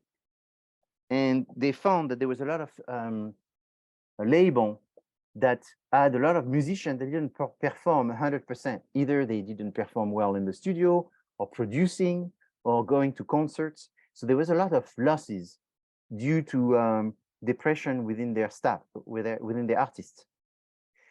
So this group said we should create like a clinic, a depression clinic, but specialized for music artists. And the client would not be the music artist, but it would be the label. It would be the label that would want their music artist taken care of, not by the local psychologist in Hollywood or Beverly Hills or whatever, but by a specific clinic that would be specialized. So they would have the level of confidentiality. They will be only dealing with A-list or type of artist, and it would be part of, because, so what the students had to do is to show that there was a lot of this issue within the artist, which was not easy to show, but that there was a big loss for the labels. And that loss would be offset by the label company working as a B2B with that organization. So here they talk about the market opportunity. They talk about the issue of money and the potential sales. They talk about the market quantification with the TAM, SAM, SUM, the various things, the projected revenue. And then they talk about the features of the services. And then they talk about some kind of analysis of the competitors by looking at the 5 forces the Porter 5 Forces, for example. It looks professional, it's somewhat clear, and you can see all the different sections, and it's not too many words, and it's on one page, well presented. Then another one, vinylists. So vinylists, what they want to do is they want to create a platform where people go to that platform and pledge for music. So they say, I want to buy a vinyl discs with 12 songs, but I want those 12 songs to be, and then they list the 12 songs. And then the system will aggregate the number of people who pick the 12 songs. And once they would get enough people that want the same kind of songs within thousands of people that would apply, then they would ask the people to pledge buying those vinyl if the 12 songs was actually produced on that vinyl, and they would give their credit card. And then when you would have enough credit cards saying, I would buy it if it's made, because there's a cost, there's a minimal cost in order to make the vinyl, then the vinyl will be produced. So what are the opportunities? Vinyl sales is going up. People using online platform to pledge is going up. People wanting individualized custom type of music product is going up. And the technology is becoming easier and easier. You know, there were some problems with the copyrights and the music rights and all that. And so they went in more details in the next presentation, but they just show the process. They just show, again, the tam, sam, sum. They just show what kind of size of customers who want to buy the product and some sales projection. So what is this tam, sam, sum? Not too many people talk about this last time. There was one group that talked about the tam, sam, sum, but the rest of, so 4 groups didn't and 1 did. This is part of the things that are sort of left out from the previous class, because I know I cover both classes, so I didn't want to overburden you with too many things to have to learn in one class. So I let some important elements that should have been more covered in the previous class, but there was enough. I think you would agree there was enough already that putting more would have been not a good idea. So with Brian, we kept the tam, sam, sum, for example, for this class. So the tam, sam, sum is an analysis of the potential in the market, and it's a simple sort of rational way to look at it. So TAM is the total available market. So for the vinyl discs, for example, it's how many people are listening to music in the United States. So then you would get, you know, I don't know, 80 million. So there would be a very large number. So your TAM is the total music listeners, buyers in America. Then the SAM will be the serviceable available market. So that this situation would be just the vinyl. How many people are buying vinyls? Just vinyls of all kinds of music genre. And in that situation, out of the 80 million, you would get maybe you get 1 million that would buy vinyl or something like this. And then the sum will be the group that we can actually focus on. So in that situation, we'll say people who buy vinyl just in Southern California. And there are also people that are very computer literate and buy things on computers. And then you will get a smaller number. So out of the million, you will get 100,000. And of this 100,000, we would say, okay, we will focus on capturing 5% of this group the first year, and then 25% the second year, and then 40% the third year. And that would be the forecast that we would be making out of these sales. So again, to look at it, is its TAM, total available market, which is the total demand for this product. The serviceable available market, it's the specific group that we will focus on. And then the serviceable obtainable market is within the market that we can have access based on our resources. These are the consumers that would want to buy the product. And the most difficult thing is to estimate, and that's the one thing that I'll have to repeat, and Brian is going to have to repeat, everything I've said right now, you probably, most of you have understood it, but the one thing you haven't understood is how do you determine the percentage? That's the most difficult thing, is how do you determine that at the end you have 1%? It's called the penetration rate. How do I determine that of this sum, I'm going to go and get 2%? How do I make up the 2%? Actually, you make up the 2%. What do you mean? Just a number like this?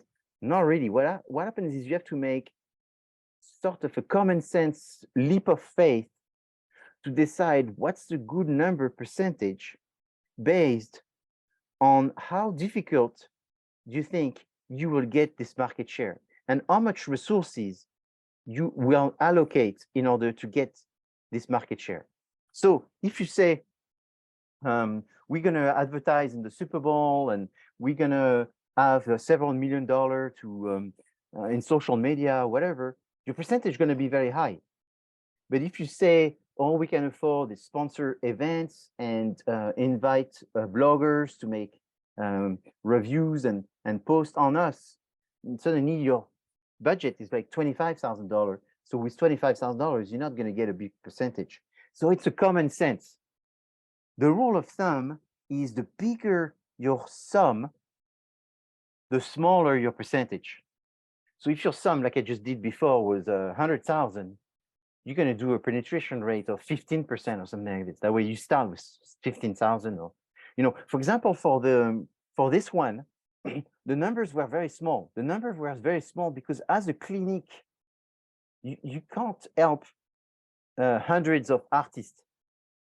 The first year, you're going to work with maybe with one label, one studio, and you're going to help maybe 15 of their artists.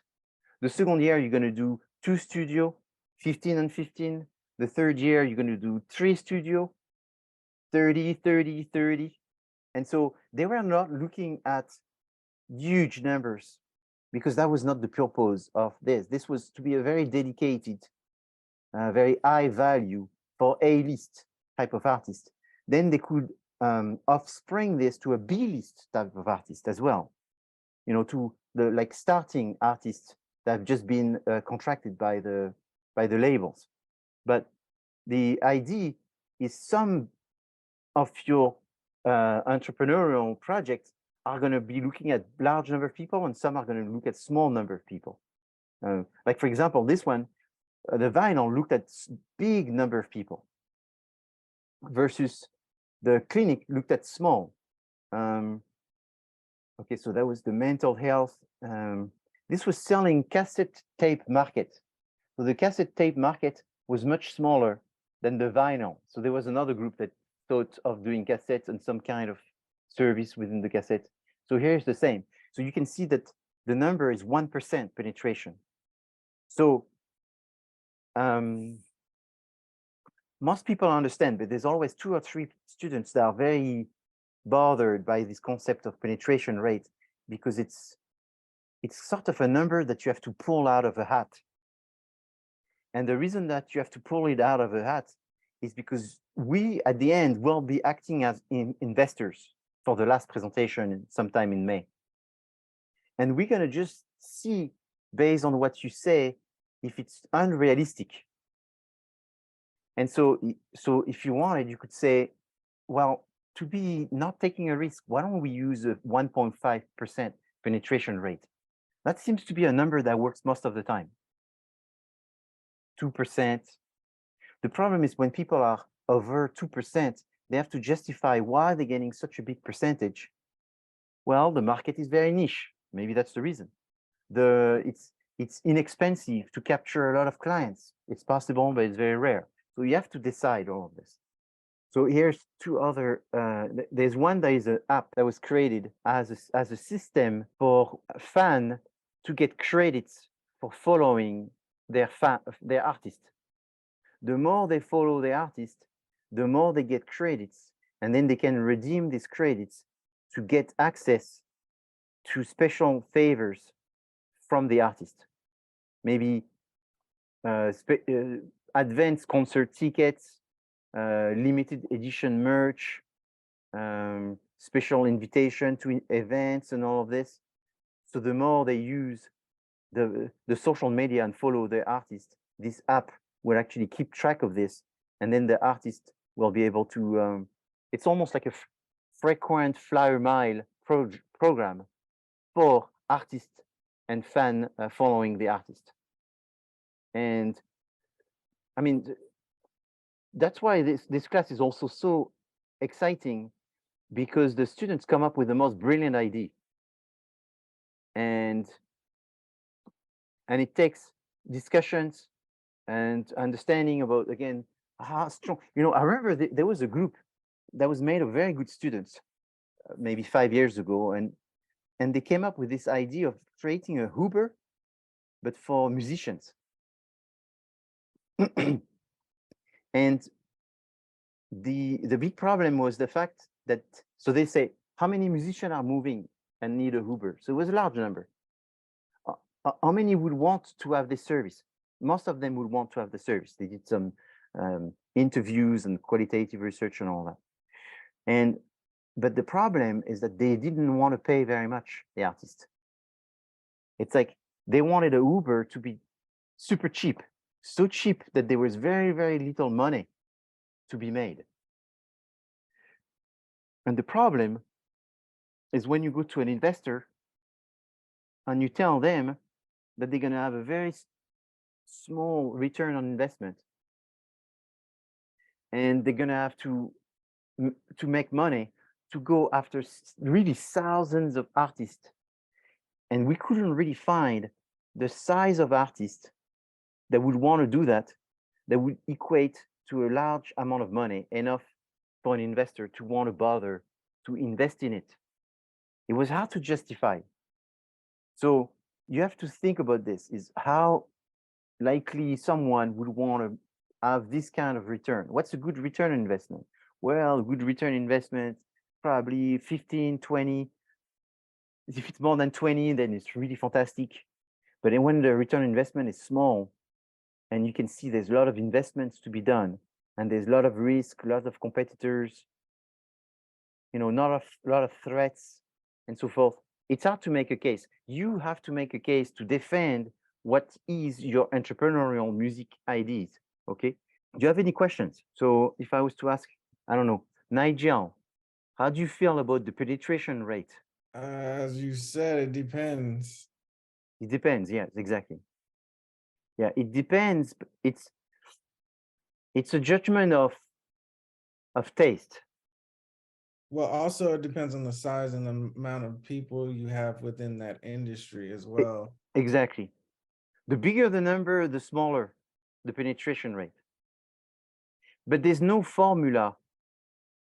There's no mathematical formula to create the penetration rate. It's all based on what you think you're going to do in order to get customers.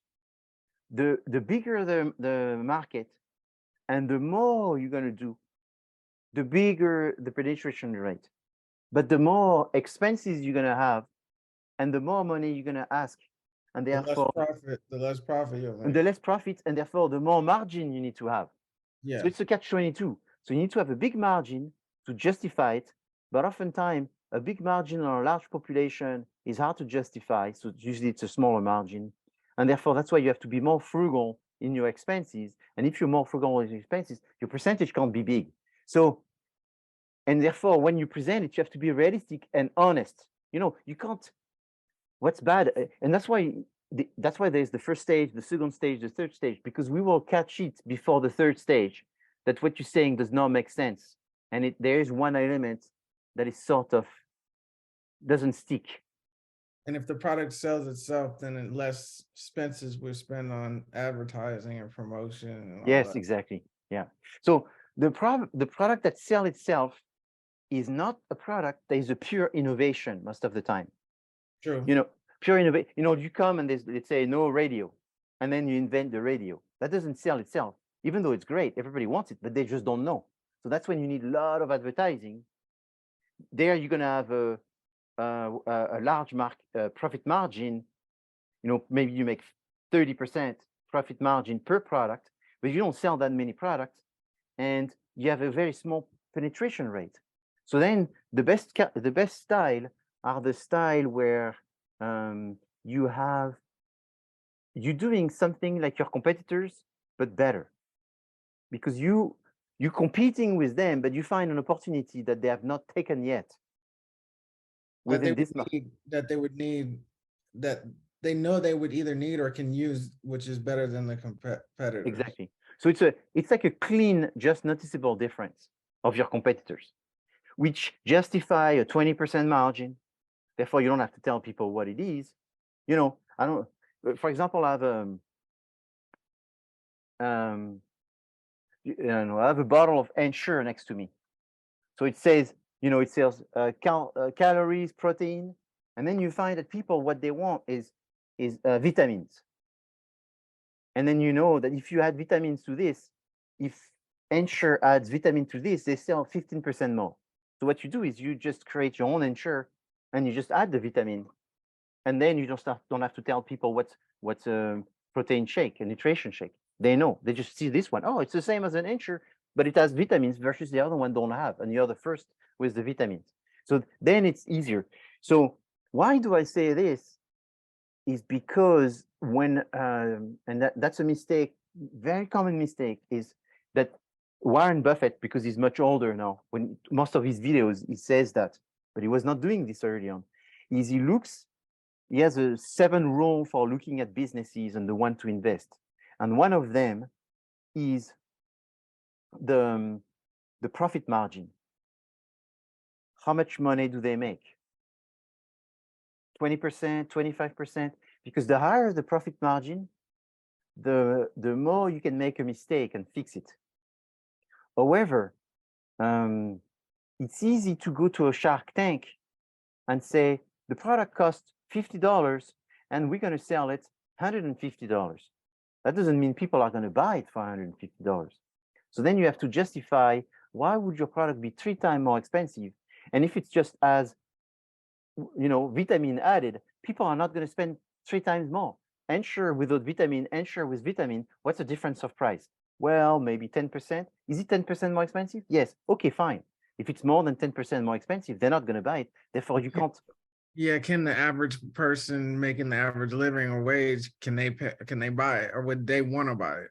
Would they want to buy it? Yeah, because there's more of them than actual richer people. So it's like you got to make sure it's affordable enough for the masses. Affordable enough for the target. So sometimes your Yes. target is not the masses, but for that specific group.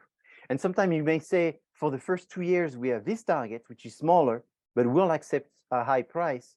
And after this, we'll have to reach a certain milestone. After that milestone, we'll go for a bigger target with a lower price. So, and that's a pricing strategy is called, well, it's called skimming pricing strategy, where you try to have the highest price, but sell less product. But that allows you to reduce the price afterwards.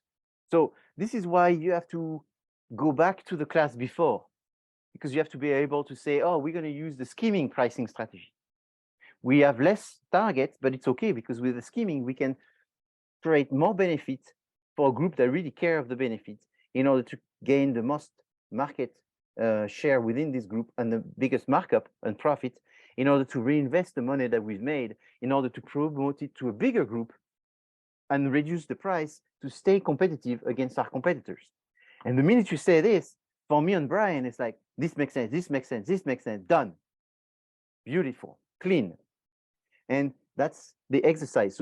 So that's why you see, I mean, this, one thing I want to tell you, I did not go and look for the perfect one sheet. These are the one sheet people have done before. And they just play with it. And because there's 7 people in your group, everyone has to look at it, and you have to be a very critic of the thing. Does it make any sense? So one, and I only have one, that start talking about the break-even analysis. So that's what I'm going to talk about next week.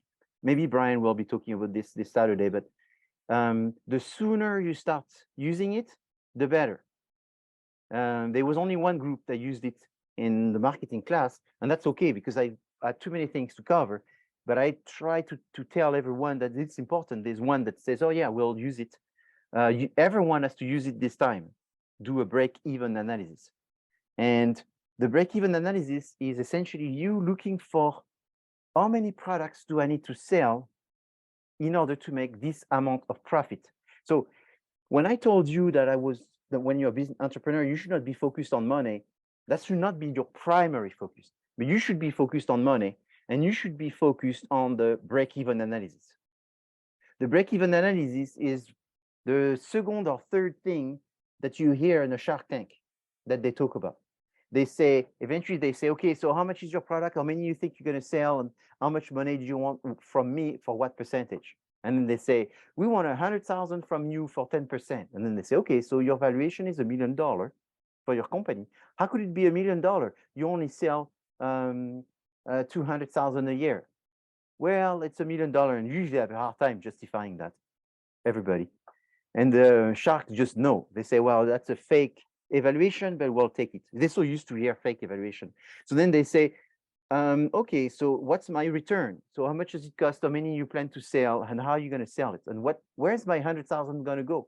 Oh, the 100,000 is going to go in promoting the product. We're going to do social media and event sponsoring. And with this, we're planning to sell from $100,000 a year to $300,000 a year. And we expect after 3 years to give you a return on investment of 22%. So that's what you have to do. You have to find the numbers that match. And with the break even, you're going to be able to play with it, that you know your profit, you make $3 per service or per whatever, per product. And then you need to ask for $100,000. So then it's $3 by $100,000. So it's 33,000 products that you need to sell in order to break even. So therefore now you need to pay back. And so then you need to think about the money to pay back your investors and all this. And you just plot it. It's like, it's plotting it until you get the return on investment for the cost that it costed you. So you know the cost, but what you don't know is how much you should sell it. And so you're going to vary this by having either more product being sold, a little bit less product being sold, or having a price as low as possible or as high as possible. Then you're going to see how long is it going to take you to reach the amount of money that you want to return to the client. And so that's very much the investor's perspective. Once this is done, then you can move into the go-to-market. And the go-to-market is similar to so it's not like what you've done for the first stage, you throw it away, you take it again. So it looks like it's a lot of work, the go-to-market, but it's the one page is 7 things, and the go-to-market is 10 things. So what you do is you just do 3 more things that you did before. So it's not suddenly you have to do something totally different. So does the presentation also articulate the opportunity? So that's the same thing. Does it show research and give you detail? So this time we want more details on your research. So for example, you may say people prefer cheaper music to download than more expensive music. And then we say, okay, so that's the opportunity. Yeah, we found this by doing an interview, but we don't have more data and more sources at this time. Okay, I guess at this time it's okay for the one page. But next time when you come to present the go-to-market, you're gonna have to have more quantitative data and sources. So it's just a step up.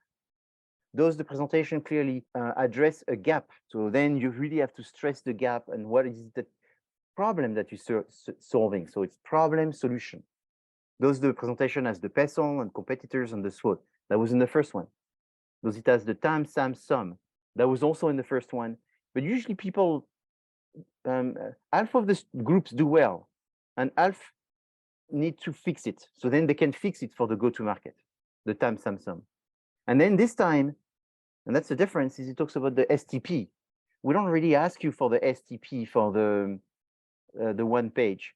But if you do the STP, or if you start doing the STP for the one page, then it's less to do for the go-to-market. What is different about your product? So, what is better, what is different? So you have to start becoming a little bit more precise in the go-to-market. What are the objectives and what's the timeline?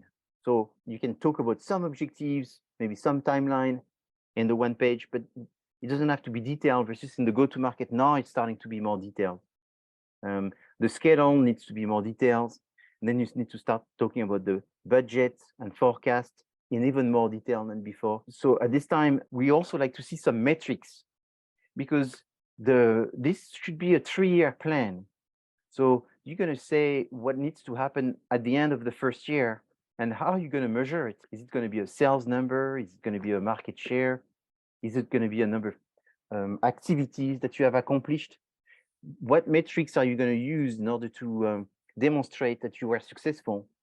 And then the same thing for the second year, in order to explain what are the milestones to go to the third year, and then the third year, next metrics. Do you have any questions? The most important thing for this Saturday is to have some ID. I would recommend that you meet with your group to do the SWOT of your ID, because you know to do this. Just do a SWOT of your entrepreneurial ID. The nicer the SWOT, the easier. It's the same as the job you did before. The nicer the SWOT, the easier, and here again, I don't want to sound repetitive, but once your opportunities are nice and clean, even this class is going to be easy. And that's what you should really understand from this, is that if you have identified good opportunities, your business is in the right direction. And so be nice with each other and let everybody talk about what they think this project should be. Well, then there's another one I want to tell you, because of my experience doing this for many years and seeing the students struggle. That's my last thing, is if you listen to each other, be nice and listen to each other, pick the one that is the easiest to execute. Sometimes the students have brilliant idea, but it's like, wow, that's fantastic. We absolutely love it. But you're going to need more time to do it well. It's like almost like a thing that you should keep for yourself and do for real, or it's going to take some time. And so pick also the opportunity on the project that is the easiest one to complete between now and mid-May. Don't make it too difficult for yourself. So list the opportunity, list the ideas, and pick the easiest one that you're all excited to do, that you know can be done in the most clean, because it's an exercise. Do it, make it easier on yourself. Don't make it more complicated. All right, this is your last class. I hope you're excited and that you're not too worried. Excellent. And having done it 10 years, I can tell you the students rave about it, and it's sort of connected with the one before, for sure. And you see that you're going to apply what you just done before, like a lot. And what you've done before should not be a rocket science to you right now. I'm very confident you've all done extremely well, that I'm certain that you're all going to do well. But I'm very excited, and I can't wait to hear and see your first one page, to see which direction you're going to see. So I'm going to teach today's class and next Tuesday, and after this it's Brian that's going to take over, and then I will reappear the last day of class when you will be presenting. But I'm going to keep an eye on the side for the different things, and I will connect with Brian. He's discussing what you're doing and giving tips of what I think and all this. Well, just hang in there, come up with the best ideas, pick the one that is easier to do in 7 weeks, 8 weeks, and that should be great. All right, well, if you have no questions, I'll wish you a good night and a good brainstorming on this. Thank you, Professor. You're welcome. Good luck brainstorming. Thank you. Night. Thank Bye-bye. you.